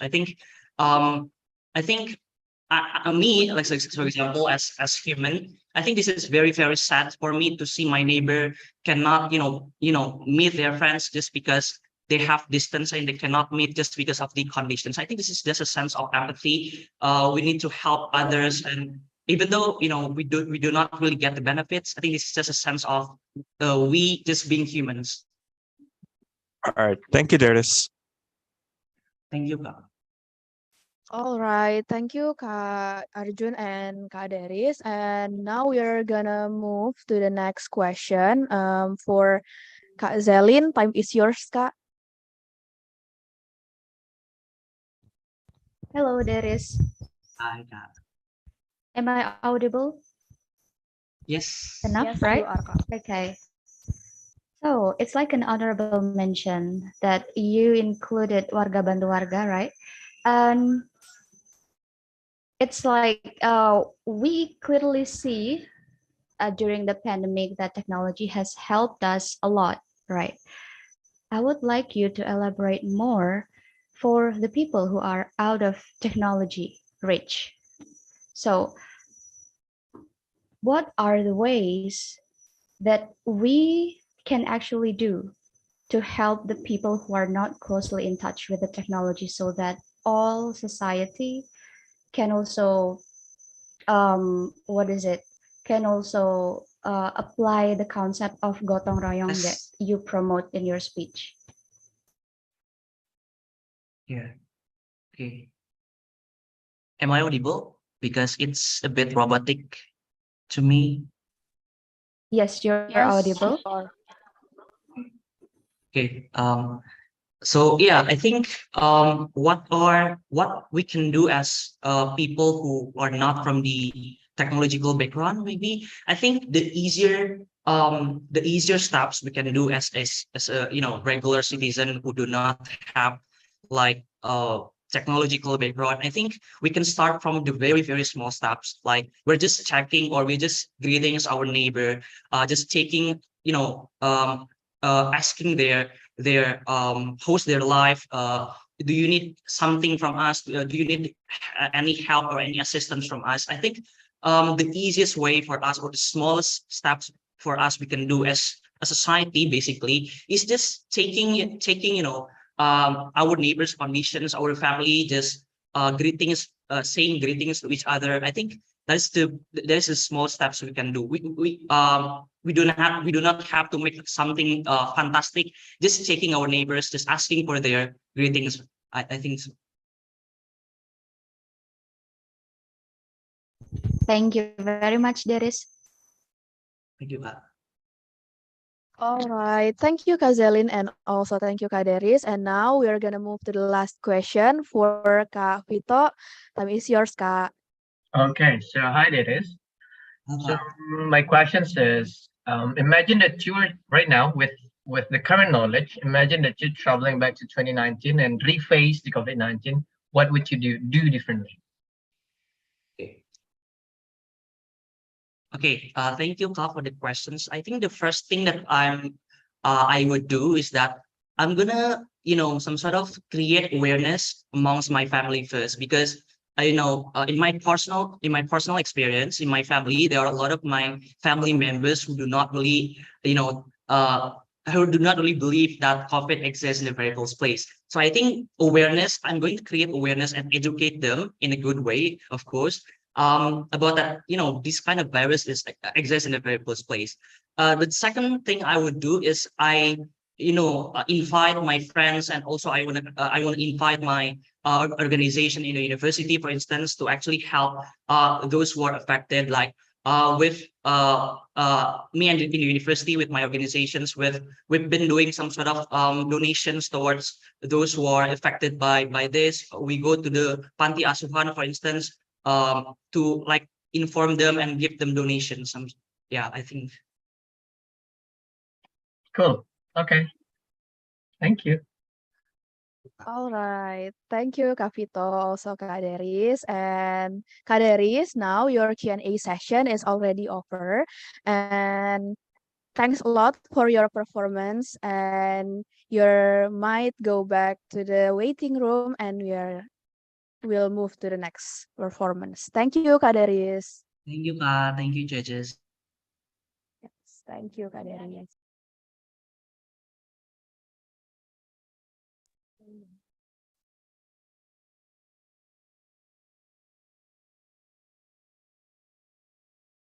All right, now we are gonna move to the next semifinalist. Hello, welcome, Kak Syafina. Good morning. Hello, good morning. Am I on? Yes, you are. Yes. All right. Kak Syafina, can you hear me clearly? Yes, I can. Okay.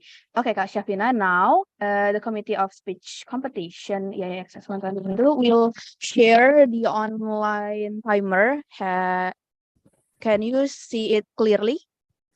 Yes, I can. Okay. All right. So there is Kak Syafina, the committee will start the online timer with the first 30 by the participants. And please keep in mind that your maximum time is 5 minutes with the extra 30 seconds to end your speech. So whenever you are ready, Kak Shafina. Okay. If Thank I go over time, how many points are going to be deducted?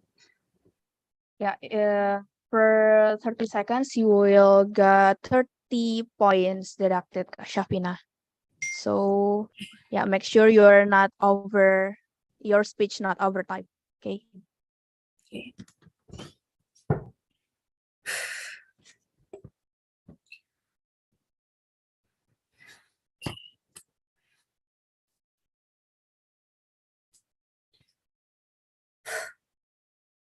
Electric cars, a booming hit in Germany since 1888, with Europeans having over 5 million citizens with famous brands like we know, like Tesla.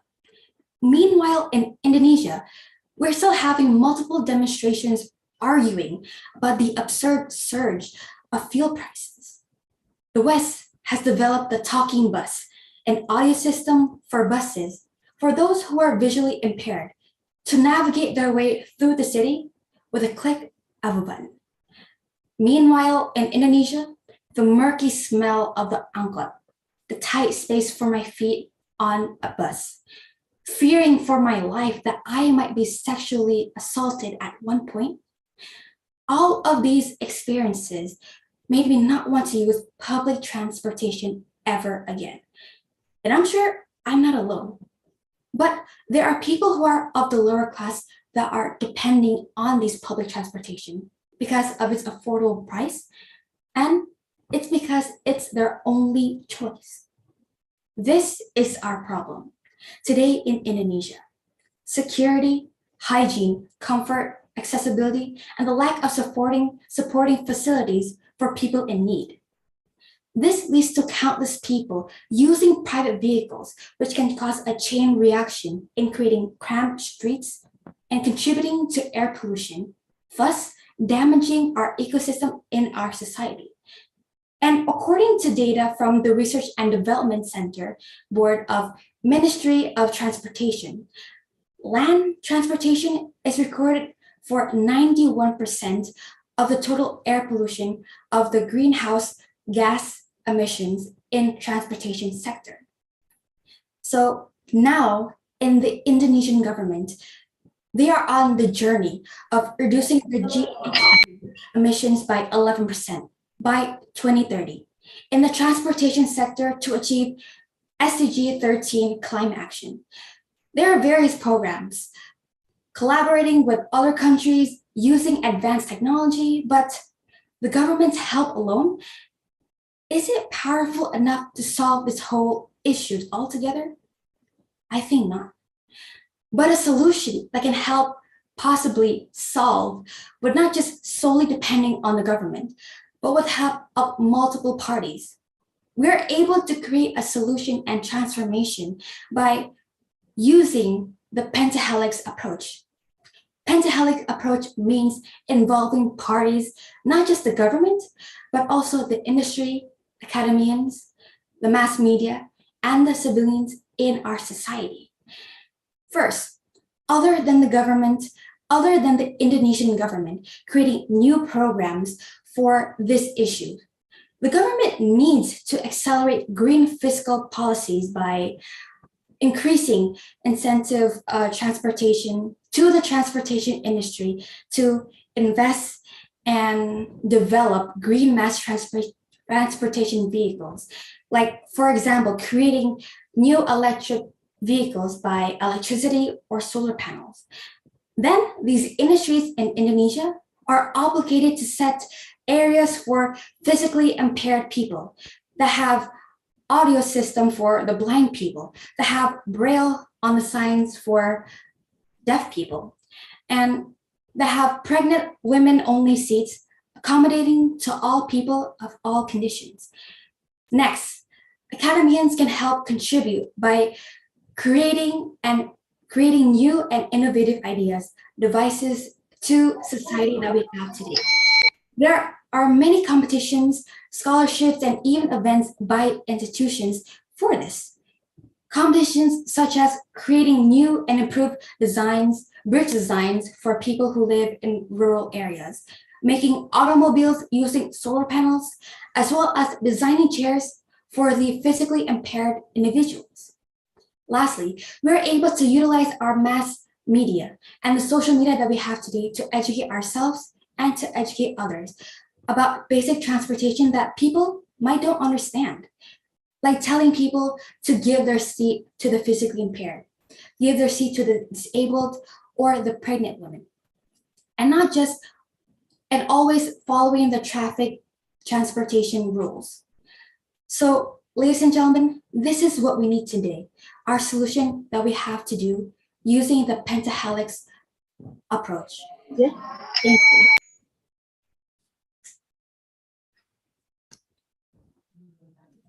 All right. Thank you, Kak Shafina, for the performance and for the duration. For your speech duration is 5 minutes and 4 seconds.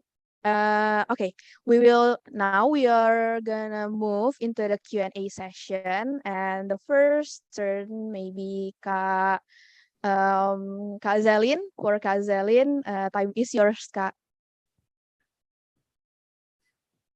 Okay, thank you so much. But first of all, I would like to confirm your point because it was I was having internet trouble. So you discussed about transforming personal transportation to public transportation. Yes. Okay. If you were to be chosen, Shafina, as, for example, the leader of a campaign from the government to to make people, to convince people to use public transportation, right? So what kind of environment would you promote to the people so that they will finally end up choosing public transportation? The program? Yes.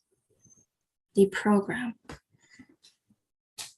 First, I would collaborate with the mass media and also with the industry. First, I would obligate the industry in obligating them to make more seats for individuals like pregnant women and the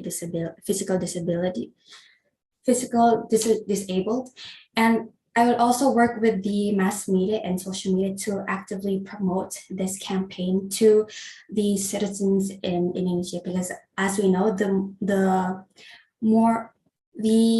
majority of the people that can consume this is the people of the youth generation, which is the Gen Z and even the millennials. So if we are able to collaborate with the mass media and actively promoting it, we can able to gradually invite them to and use more public transportation, I guess.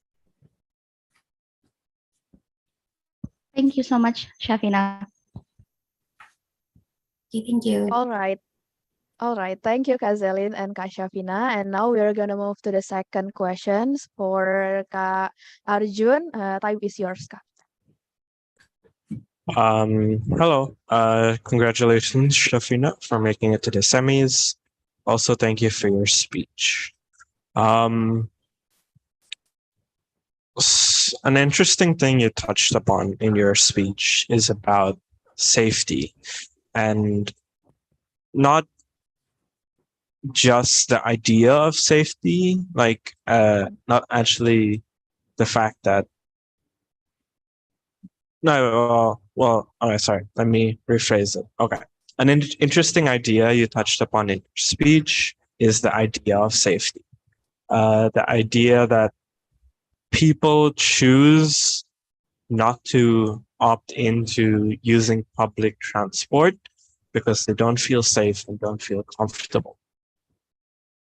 With this in mind, do you believe that education and promoting or having campaigns educating the public is enough? Or do you feel that this is a more deeply rooted issue? Okay. Yeah. In my opinion, I don't think that solely educating the citizens is fairly enough because, as you say, the root cause is mostly, in my opinion, in the cultural aspect in our society. So I guess to try to solve and overcome the situation is not just to educate people through education or the actively promoting in mass media, but also by the government making more new policies that help regulate the safety protection of the passengers. So maybe in a train or like in a bus, in a public bus, they would have some operators or managers that can help look after the passengers every once in a while to know that all the passengers are safe and that they are not in a situation that can endanger themselves. Yeah. All right. Thank you, Shafina. Yes. Thank you. All right, thank you, Karjun and Kak Shafina. And now we're gonna move to the last question for Kavito. Time is yours, Kak. Okay. Hi, Shafina. Hi, Kak. So on most of the part of your speech, you mentioned a lot of about transportation industry, right? You mentioned about the eco-friendly vehicles. You're talking about what is it? The solar panels, automobiles, and so on and so forth. So as probably you may know already, that there's some group that mentions that actually the electrical vehicles is not that eco-friendly because the power plant itself, it produces more pollutions compared to the fuel transportations. So let's say I have no idea about the correct calculations, but the assumptions is also the electrical vehicles is not that eco-friendly actually. So since you're talking about eco-friendly vehicles, I just want to know your point of view about that motions. There's no right or wrong answer on this. I just want to listen to your point of view regarding to the motions. So please. Okay. So I completely agree with you that there are e-vehicles are not purely eco-friendly and they can generate pollution also. But I believe that e-vehicles create less pollution if we compare with the vehicles that use coal and fuel. And I believe that if we implement e-vehicles with public transportation, not only that we can lessen by a few percent of the air pollution that the gas and the pollution that's contributing to our ecosystem, but also that if we make it more efficient and make it more affordable and make it more comfortable for them, a lot of people will be able to move to public transportation, and then less people will use what's it called, their personal transportation, and that itself will be able to lessen the amount of traffic and the vehicles that are on the road. So that, I guess, indirectly contributes to less air pollution if we compare to a lot of vehicles that use fuel and etc. Yeah. Okay, thank you. Thank you. All right, thank you, Kavito. Also, thank you, Kak Shafina. And Kak Shafina, now your whole session has officially over. Thank you for your performance. And now we are going to move to the next participants. Thank you, Kak Shafina. Have a great day. Thank you. Thank you. All right.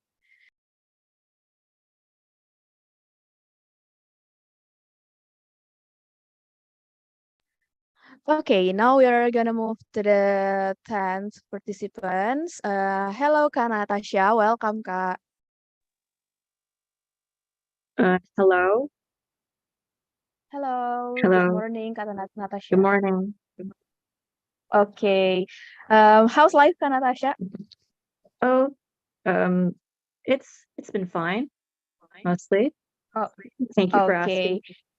Yes, thank you, Kak Natasha. Now, the committee of speech competition will share the online timer. Is it clearly seen, Kak Natasha? Yes, I can see the timer. Okay, Kak Natasha, the committee will start the online timer with the first word uttered by the participants. So please keep in mind, Kak, that your maximum times is 5 minutes with the extra 30 seconds to end your speech. And now, so whenever you are ready, Kak Natasha. Adapting to COVID-19 has proven a challenge to us all. One of the biggest challenges is socializing and keeping contact with each other. We can't be close with each other. We can't even touch each other. And we have to avoid each other in order to keep the virus from spreading. And that is actually what makes the conflict so unique and yet so frustrating. Because on one hand, we have to socially distance from each other in our survival against the virus. But on the other hand, we have the severity of the pandemic is exactly why it is so important for us to come together and support each other in our fight against the virus. The sheer irony, right? And it is with this irony that the pandemic has really tested what our priorities truly are and our nature as human beings. Because of social distancing, digital social interaction have far increased, and people have reportedly become more closer to their families. But relationships outside of that, such as friendships and relations with colleagues, have weakened, leading to our social circles to become smaller as we juggle with our daily lives. And that is actually where the real challenge is. Will the pandemic become this blessing in disguise that pushes us to unite or to further divide? Will society fight alongside each other, or will they only fight for themselves? Remember when people used to make claims that they don't believe in COVID-19 or say that it doesn't exist? According to Laila Tusifa from Sibyl Asmarat University, she explained that people would make these claims because the pandemic is such a terrifying reality, so they cope by pretending it doesn't exist. Of course, there are those who just don't take the pandemic very seriously, but I've watched this video that presents a very unique perspective that people say they don't believe in COVID-19, not really because they don't believe in COVID-19, but because they're just so disappointed with everything that's happened. People hoarding sanitizer for themselves, hoarding masks all for themselves. The government ordering citizens to follow health protocols, while those from higher status shamelessly hosting parties and gatherings. Upper classes can go panic buying and stay at home, but those from lower classes can only go panic selling and stay hungry. Funds in order to help those communities in need become lost in corruption. COVID-19 is a dangerous virus, but it is also dangerous how much society is losing their humanity. As much as COVID-19 is a fatal virus, selfishness is an even more deadly disease. Because of social distancing and keeping our social circles small, we become complacent and only caring for a limited amount of people. And that is why a sense of community is so important in order for us to take the bigger steps towards recovery from COVID-19. There have already been movements and acts of solidarity for this, such as claps for care to celebrate caregivers, rainbow windows to spread positivity. And then there's Montreal opening more homeless shelters, food assistance, and etc. But we need more. We still have ways to go before we can have a chance of ending the pandemic. And we can only hope to achieve that if we care not just for ourselves or for our own personal circles, but together as a whole. Thank you.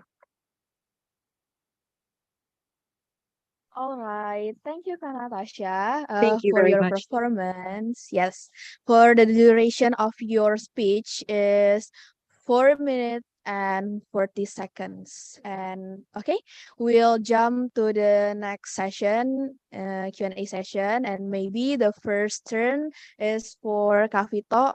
Kak Vito, time is yours, Kak. Okay, hello, Natasha. Hello. Okay, so you're talking a lot of good things that we probably should be able to do to face the COVID together, right? So Yes.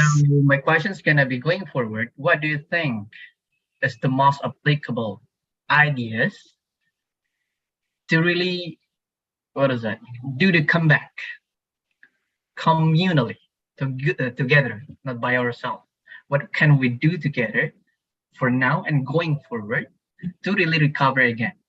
And do you think, but with the assumption of, I think it's already on the edge of the COVID-19, which is right now people are already, going back to the same routinity as before. So with that assumptions, from now and going forward, what is the most applicable things that we can do cooperatively, communally, to really bounce back again to the life before COVID?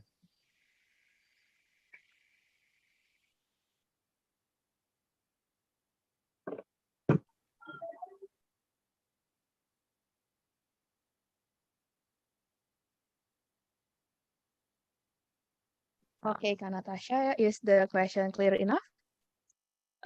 Yes, the question is clear. I'm sorry, is it okay if I ask a question? Oh yeah, sure. No, how much time do I have to prepare for the answer? Is it 1 minute? I think yes, 1 minute. Oh, okay. Yeah. So do I start preparing now? Yeah. Oh, you just Okay. do it right away. Yes, okay. Hello, Kak.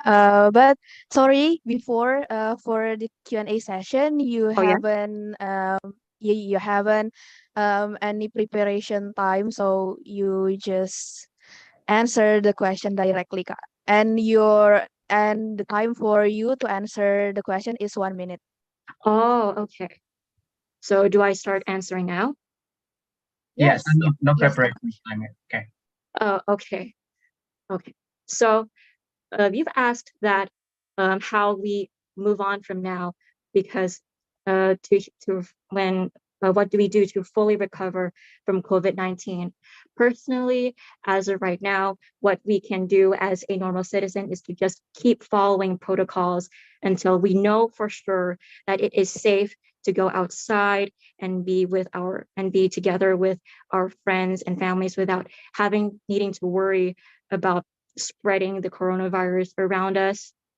And in order for communities, and one of the permanent things that we need to do from now on is to just take better care of each other and be more caring for each other.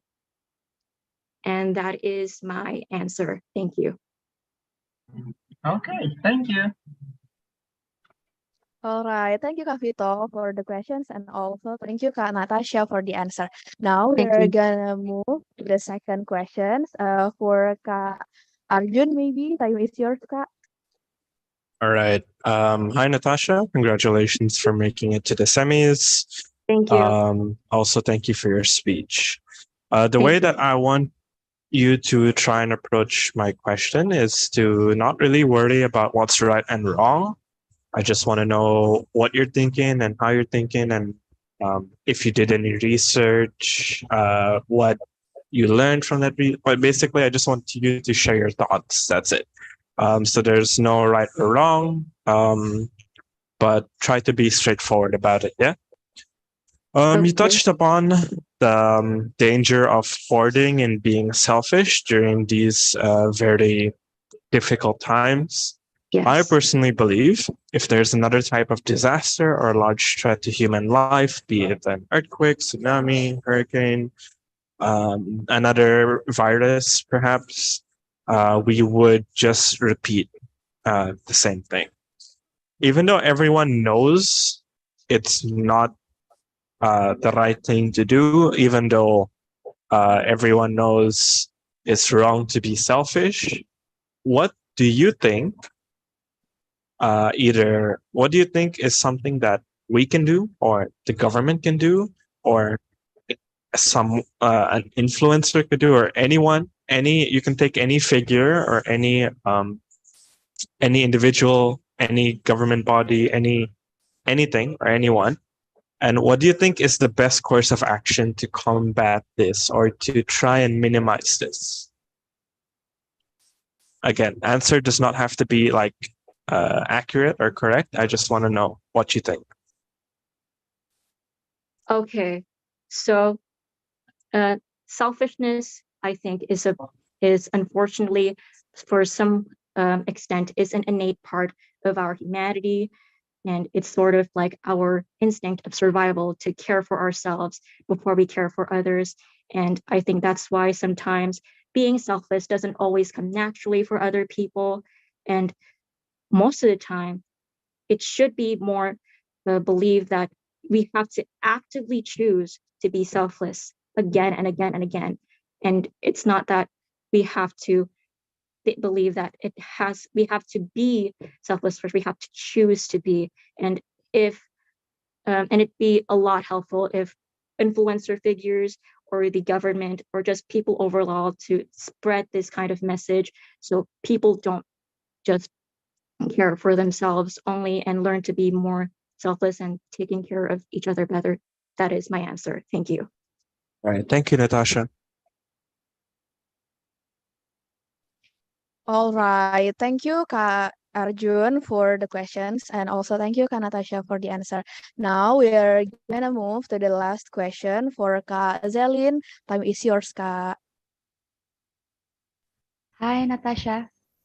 Hello. Thank you very much for the speech. Thank you. And my question is, we've been through the pandemic for years, and what is it actually that pushes us to be resilient that you learned from the pandemic? Okay, so what proves us to be resilient from the pandemic is that I've spoken about people who have been selfish and only care for themselves. And it is those who are selfless and willing to put others before themselves, willing to work with other people, are those who have been fighting the fight of COVID-19 for us. Those who are willing to put their time, their lives even, to fight for people's lives, for their health, especially those in the health department, even if it takes them to risk their own lives. And all of these scientists doing all of the research, and everyone who's been spreading information, and just the entire community of people that have been cooperative with the protocols instead of just selfishly ignoring them. That is my answer. Thank you. Thank you so much. All right. Thank you, Kak Zelin, and also thank you, Kak Natasha. Okay, Kak Natasha, the whole session of yours is already over, and thanks a lot, Kak Natasha, for the performance. Yeah, okay. Thank you so much for having me. Yes, because your session has already over. You might be go back to the waiting room right now, and thank you for the performance, Kak Natasha. Have a great day. Thank you so much for the opportunity as well.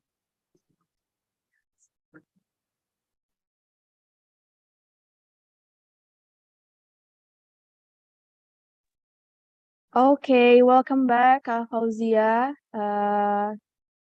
Can you hear me clearly, Kak Fauzia? Yes, I can. Am I visible and audible now? Yes, you are. Okay, Kak. Okay. Very sorry for the technical issue earlier. Yes, that's okay, Kak Natasha. Kak Fauzia, sorry. Okay. Is the online timer clearly seen, Kak Fauzia? Yes, it is. Yeah, okay. So like what I mentioned before, the committee will start the online timers with the first word uttered by participants. And please keep in mind, Kak, that your maximum time is 5 minutes with the extra 30 seconds to end your speech. So whenever you are ready, Kak Fauzia. Thank you. Okay, thank you, Wanda.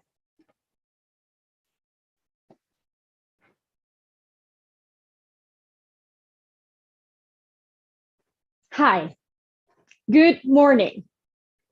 Good morning. Have a good day. How many seconds did it take me to do that greeting? I think it was about 5 seconds. Well, it was definitely less than 10 seconds, but those seconds are of great value to me. And in the next few minutes, allow me to convince you that it should also be important for you. For us, it has been a while since I left my hometown for my study. And as a person who also greatly values solitude, I never thought of staying home for the past 2 years as the worst part of the pandemic. However, these 3 months of minimum solitude, I find myself looking forward to a 10-second interaction with a street sweeping lady on my way to campus in the morning. You see, I have a hard time talking to people first. It's got to a point where people would ask me if I was okay, as they knew I never had a hard time speaking in public.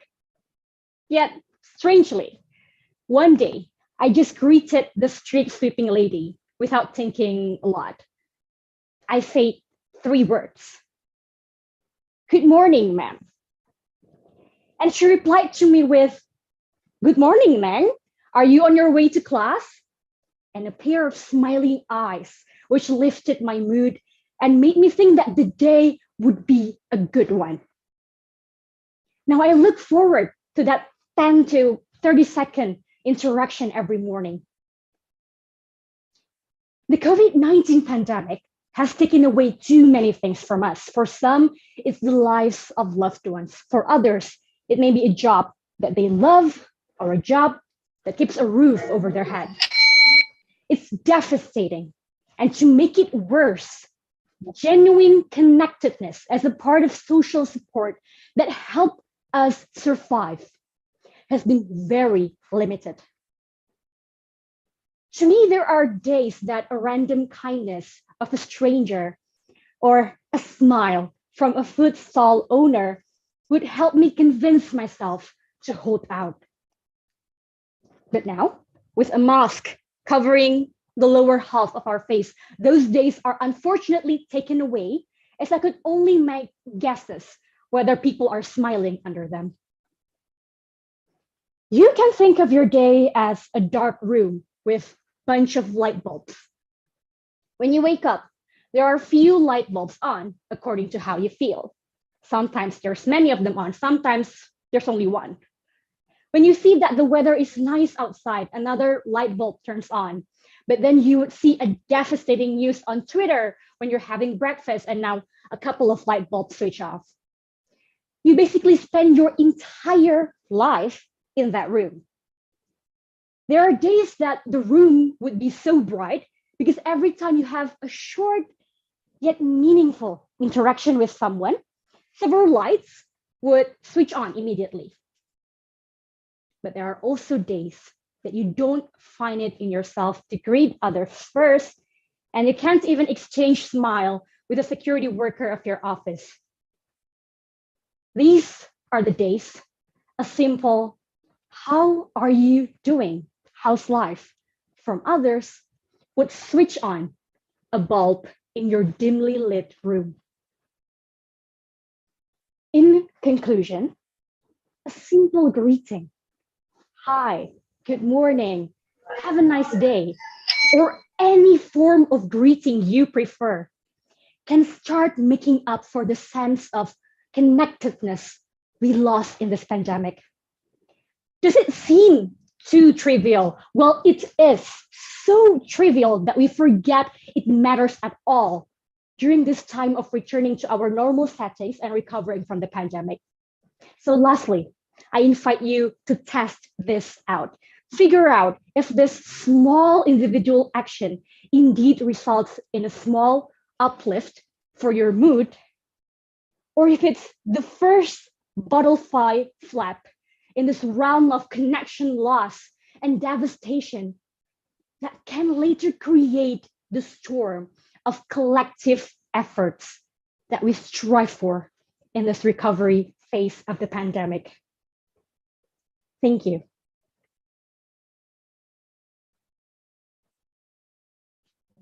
All right. Thank you, Kak Fauzia Natun, for the performance. And your duration is 4 minutes and 58 seconds. Okay, Kak Fauzia, now we are going to move to the Q&A session. Okay, for the first turn, maybe Kak Vito, Kak Vito, time is yours, Kak. Okay. Hello, Fauzia. Hello, Kak. Okay, it's interesting. So you're talking about connection, right? Building connection. So I want to know from your point of view during this time. I mean, like just put the timeline into your speech. What if I replace the context into the digital interactions? Yeah. So what do you think the difference gonna be? What will the digital connections will affect to the what is it to the real life, the digital life, or anything? So I want to find out your insight about that. Thank you. Thank you, Kafito, for the question. So I think I need to restate that the main idea of my speech was greeting, right? So 10-second greeting. Hi, good morning. How's your day? Have a good day. And I think in a digital meeting, like Zoom meeting, when I have group discussions to do a task, a homework from school, it will directly be, okay, so let's do this. What are we going to do? How are we going to solve this homework? But we never really spend time to build that kind of connection. We no longer spend time to just like, hey, how are you? How are you doing? How's life? How's your pet? How's your cat? Like, how's everything? And I think that's the kind of lost connection during this pandemic. We're so connected digitally, but I feel like the genuine connection between humans are lost in this time of like digital communication. So I think if there's anything I want to change is that make that small talks, like make time to make that small talks and value those small talks, because while it may not mean much to you, it may mean a lot to other people. Thank you. Okay, thank you. All right. Thank you, Kak Vito, also Kak Fauzia. And now we are gonna move to the second question. Kak Arjun, maybe time is yours, Kak. All right. Hello. First of all, congratulations to making it to the semifinals, and thank you for your speech. First of all, I found it quite interesting that what you mentioned in your prelim speech kind of happened with the disconnect. Very unfortunate. Just do note that if you do make it tomorrow, try to have it at the state that it was just now. It was quite clear and very audible. To my question, I want you to not worry about being right or wrong. I just want to know what you think and try to answer it as directly as possible, like as straightforward as possible. Yeah. Okay. So you talked about how small interactions can affect or can impact people's day. And I think this can be seen from a negative and positive standpoint as well. How small, mean interactions can ruin people's day, and how in your speech, small, wholesome interactions can brighten up someone's day and make the world feel like a better place, so to speak. How do you think that we should? Okay, I think it's very many people tend to forget that they have this sort of so-called power within them. How do we remind them that they have this, and how do we like encourage people to use it in a good way, in your opinion? Did Okay. you get the question? Yeah, I do. Thank you, Arjun. All right, cool. Okay, so to answer your question, first of all, I think it's important to remember that there are things within our control and there are things beyond our control. So the idea of my speech is to invite all of you to start greeting one another. It doesn't have to be the people you love, you know, very close, but it can also be people that you just meet on your daily basis, the food stall owner, the security worker, the sanitation worker, and so on. So maybe what we cannot control is how they react to us or how other people interact with us. But the idea of inviting you to greet others first is to bring up that compassion within yourself to be able to become a compassionate person towards others. And I think this will later create a domino effect. Even though someone's having a bad day and they don't return your hello, they don't seem very excited about meeting you as you are about seeing them. I think the idea is just that as long as you control, as long as you already have that goodwill to start that kind of interaction, if that's the only thing that matters, because we cannot control how others react to us. So then again, I hope this will be the butterfly. The butterfly is like the butterfly effect that I expect to happen from this will also happen. I hope that answers your question. All right, thank you. All right, thank you, Kak Arjun and Kak Fauzia. And now we're gonna move to the last question for Kak Zelin. Time is yours, Kak. Thank you so much, Fauziatun, for the speech.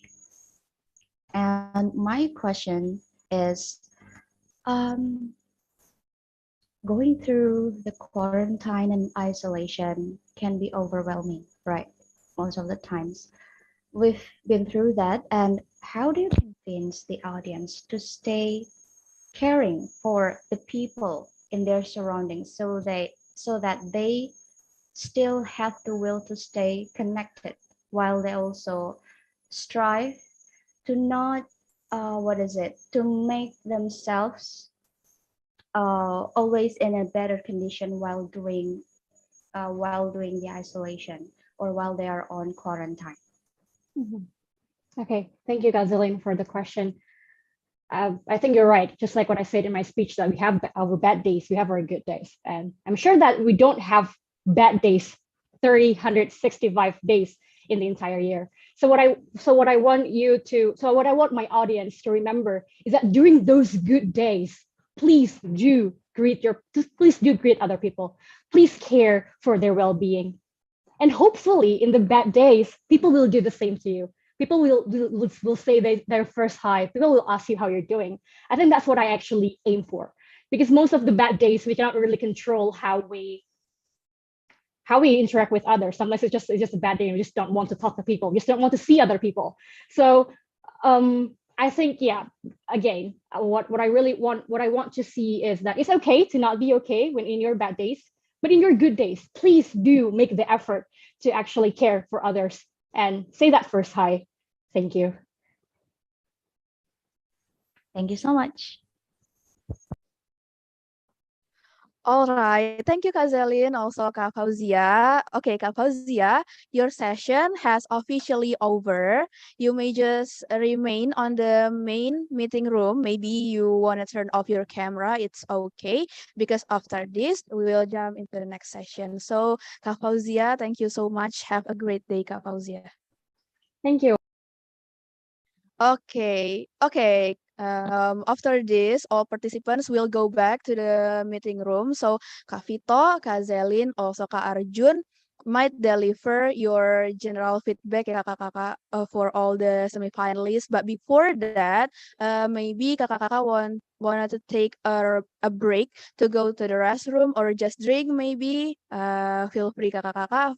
We will start again in the 5 minutes ya kakak-kakak. Thank you. Thank you. Yes, our pleasure, Kak.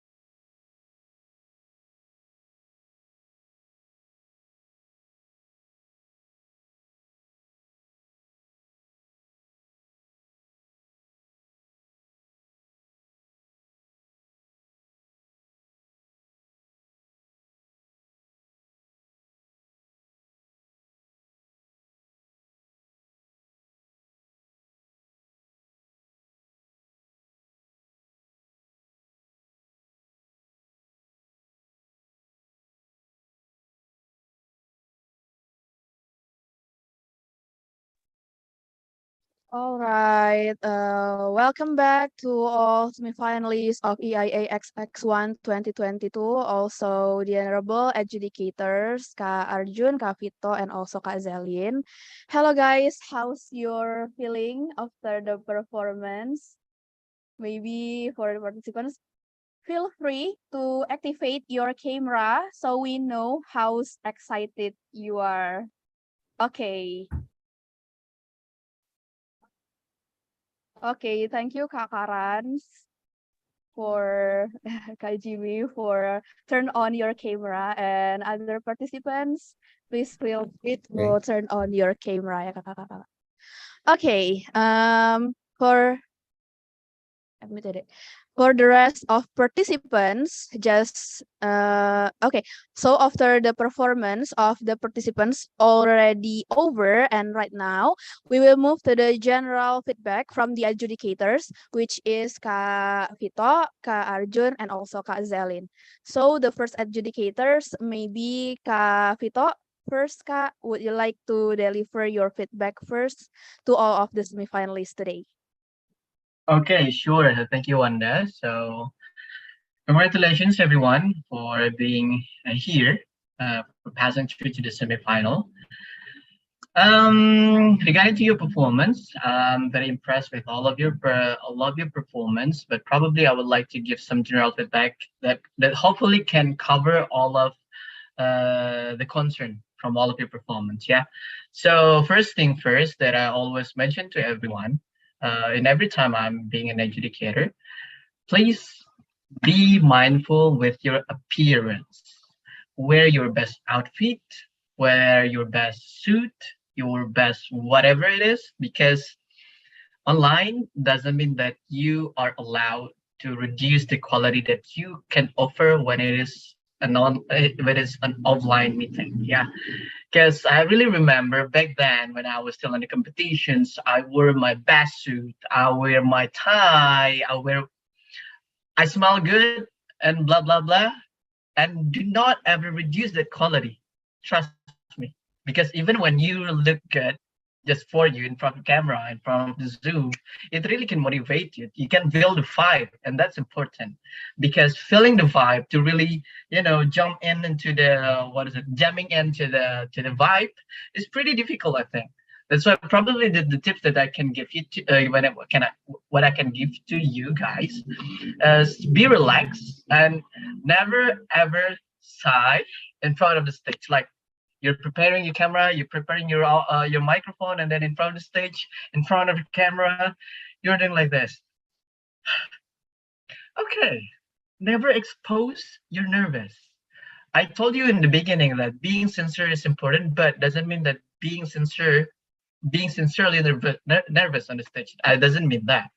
Okay, so be prepared, be like the champion in front of the stage. So never ever show that inconvenient, show that nervous and others. And then third, stand up and then show your full of body, I mean like the shoulders, and then your hand your hand movement, because that's important. Because in every kind of the speech competitions, expressions, gestures, and others always become the component of the speech. So show it, stand up, face to the camera, okay? And that's very difficult, because I still saw I still saw that some of the participants' eyes kept like going through to the left and the right, reading the text, and well, guys, it really affects your performance, because it feels like we're listening to the people who are reading, not listening to people who are doing speech. Okay, and then probably the last, because I think the more technical things will be delivered by the adjudicator, but probably the last thing is in this level of the competitions, never ever degrade the quality, never ever be half-hearted. Put your best effort, use the big words, use idioms, use the sexiest topic that you can find in the internet, like the hottest topic right now happening in the world. Never ever limit yourself to really just find examples from your surroundings, find from another countries, from another places. the best out of the best. Find the best topic that you can find. So you can, so what is it? When you are making something, when you're cooking something really good, when you're doing the presentation, when you're the speech, trust me, you will be very confident. It will, it will up your spirit, your vibe, and then you just jamming in with the situation. So what I can conclude from my feedback is, first thing first, being sincere is still number one. Being natural, best. No, you're nervous. Never show your what is it like unpreparedness in front of the stage, and look at the camera. Focus on your performance. Look great. Look good, and then walk the talk. So probably that's all. Probably if I have still some things that I want to say, I will put it on the comment. But for the rest, I'll give it to the other adjudicators. Thank you, everyone. Good luck. All right. Thank you, Kavito. Such a great motivations for all of the semi-finalists today. All right. And now for Ka Arjun, please give your personal feedback to the semi-finalists. Ka. Time is yours, Ka Arjun. All right. Thank you for the time, and thank you all for your performances, as well as congratulations for making it this far once again. I'm gonna get right into it, and also I don't know if you guys or all of you will be receiving the scores, but I do want you to note, as the competition progresses, I will become more, not nitpicky, but I will be more critical of your speeches. So even though your scores may decrease from your prelims, I think overall, most of you did do a better job. It's just that I am a bit more critical, and even for the finals later on, I will be even more so. That's just kind of the way I do things, just a heads up. Secondly, to the feedback, or this is not something everyone really had a problem with, but I think generally this is something that I saw needed improvement. Is that I think it's important to remember the structure of your speech and to base it around the message you want to send. Now, messages don't have to be elaborate. They can be simple and strong, but the way that you build up the key point that you want to deliver is something that you should think about when writing and structuring your speech. That's the first thing. Secondly, pacing was an issue that was not really addressed in this semifinal round. I saw that it was kind of something that happened, or that people weren't able to really control their pacing or find a sweet spot yet. And even when you find a sweet spot, I think it's important to try to incorporate a little bit of variation. And this is with every intonation, expression, pacing, just to give more emphasis on key areas of your speech and not to make it seem as though the whole content of your speech is something that we have to pay 100% focus on. Because at the end of the day, this is a competition and we will be remembering only the key moments of an individual speech. Even in like an individual, like a TED Talk or something, you will not remember a whole 10-minute TED Talk. You will remember key points from that speech. Just something to keep in mind when writing and also when practicing in the future. Another thing to address is the Q&A sessions. I think in Q&As, especially with the panelists that we have today, it may be different in the future if, let's say, there are judges that are teachers or lecturers that expect certain type of answers and certain type of research to be done. But one thing I want to remind you is that we don't expect you to be perfect. We don't expect you to be knowledgeable about every single detail.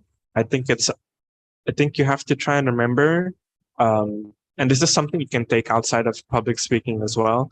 It's not always what you answer, but also how you do it. It's important not to repeat yourself. It's important to show that you are confident and sure about what you're saying, um, even though it may not be 100% accurate. Although it's also good to be able to share your thoughts and opinions in that manner. We're not expecting answers from Google when we ask you questions per se. At least, again, this set of panelists today, but we do expect to hear your thoughts and how you formulate them, and just to get to know you better, as well as what you think of the topic that you chose. Lastly, I think I will touch upon the concept of confidence. I think confidence can be displayed in two major ways. The first is within your stance and like your body language. If you're confident, you're more willing to do a few certain things. Like, for example, you're not afraid to stand still and move only to address an audience offline. Like, let's say if you're performing on a stage, you would only move every now and then to address different parts of the crowd, middle, left, and right.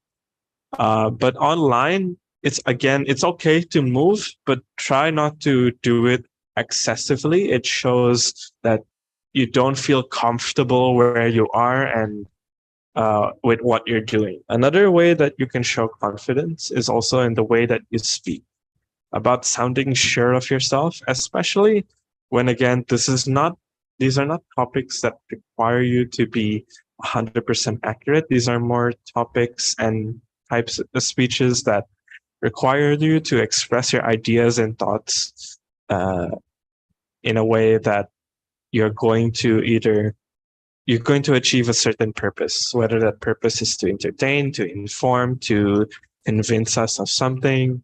But you want to remember that to achieve that purpose, you have to show that you're sure of yourself, no matter what that purpose is. Another thing I want to touch upon, not really criticism, but praise, in fact. I think a lot of you successfully made yourselves unique. That's something I am quite happy with when watching all of you perform today. You managed to have unique openings for the most part, and unique trains of thought. That's what I saw today. And this is something that I hope you follow through and develop further, to have your own ideas and own thoughts cultivated into a speech. That's all from me. Most of it will be in the written personal feedback. And I think even later, after the competition is over, I will give my number to the committee. And if any of you want to clarify something or ask something regarding the feedback, feel free to do so. Thank you. Thank you. All right, Kak Arjun. Thank you for the motivation for all of the participants. And now we are gonna move to Kak Zelin. For Kak Zelin, time is yours, Kak. Okay, thank you so much. And it's the pick of taking the last turn. Everything has been covered by Kak Vito and also Kak Arjun. Okay, but I'm going to point out a few things about the speech content. Okay, convincing in speech way is like a combination of many aspects. It's not only about the facts that you bring to the table. It's not only about the engaging story. It's not only about the solutions that are applicable, but that there are also body gestures, pacing, and how you use the space, the stage that you are standing. Okay, so it has been addressed by Ka Arjun about the pacing. I would like to point out about the opening of the speech itself. Make sure that whenever you try to bring the introduction, don't like give it too much portion so that you only have limited time to address the problem and also to provide the solution. That's the first one. And the second one, I was kind of expecting that you would come up with a powerful final message in one or two sentences so that your speech would be memorable. Okay. And later, after the announcement, when you find your name are listed in the finalist as the finalist, I mean, then you may try this one to always remember that to appear powerful and memorable, please try to leave your audience with a final message. Okay. And then when it comes to, I refer such theme that you have talked about as informative speech, right? So it requires research, yes, of course, because we all understand we are no expert for these topics, right? So like Arjun said, we don't expect you to be 100 correct to solve the entire problem, but we just want to know the thinking process. How is it, how are your solutions gonna at least convince us so that, oh, okay, I think this one works, right? So when you later in the future, when you are having other competitions with informative themes, then it will be better if you also combine fact with your personal story, if you can make it. Right. Thank you so much. All right, thanks a lot, Kak Zelin, for all the semifinalists and kakak adjudicators. Uh, we have a break for a minute ya Kak, because there is azan here. So we are gonna start again after the azan has end. Thank you kakak.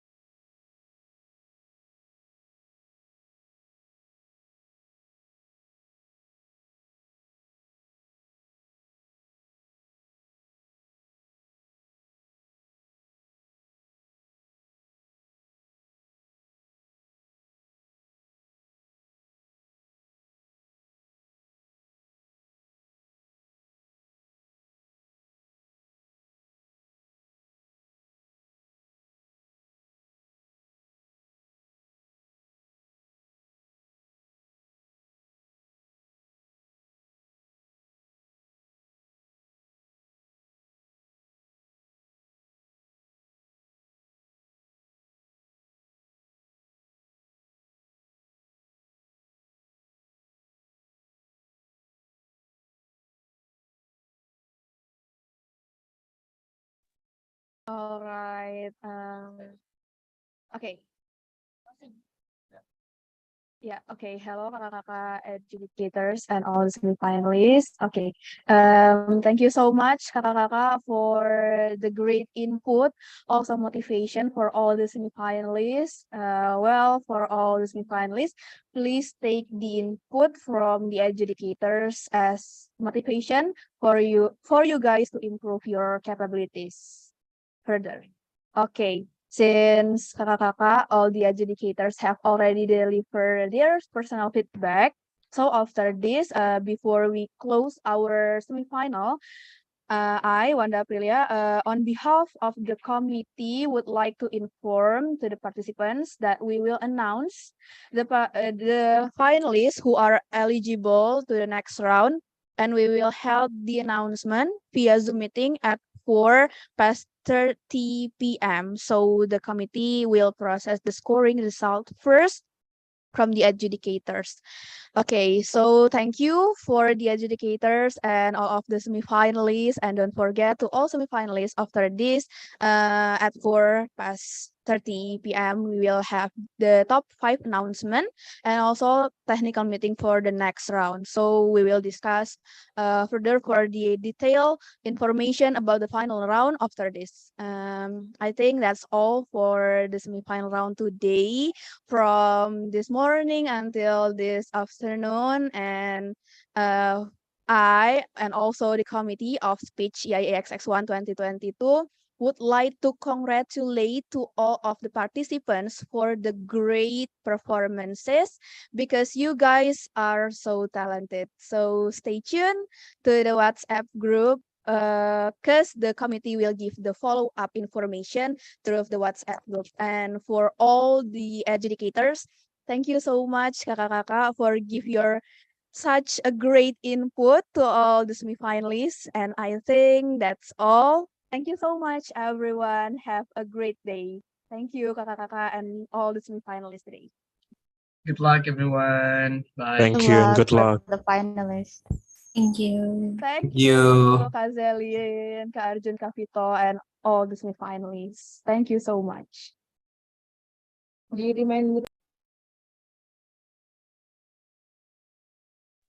Okay, thank you, Kak Karan, Kak Anissa.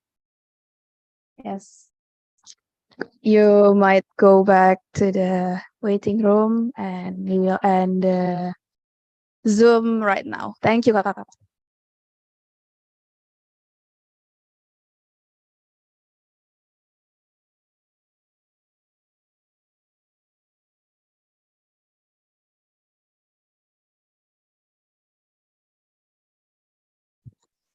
Thank you, committee, for today's event. Makasih banyak bantuan ya, teman-teman. Bye-bye. Thank you, Kak. Bye. Yap, bye-bye, Meli. Yuni, sorry.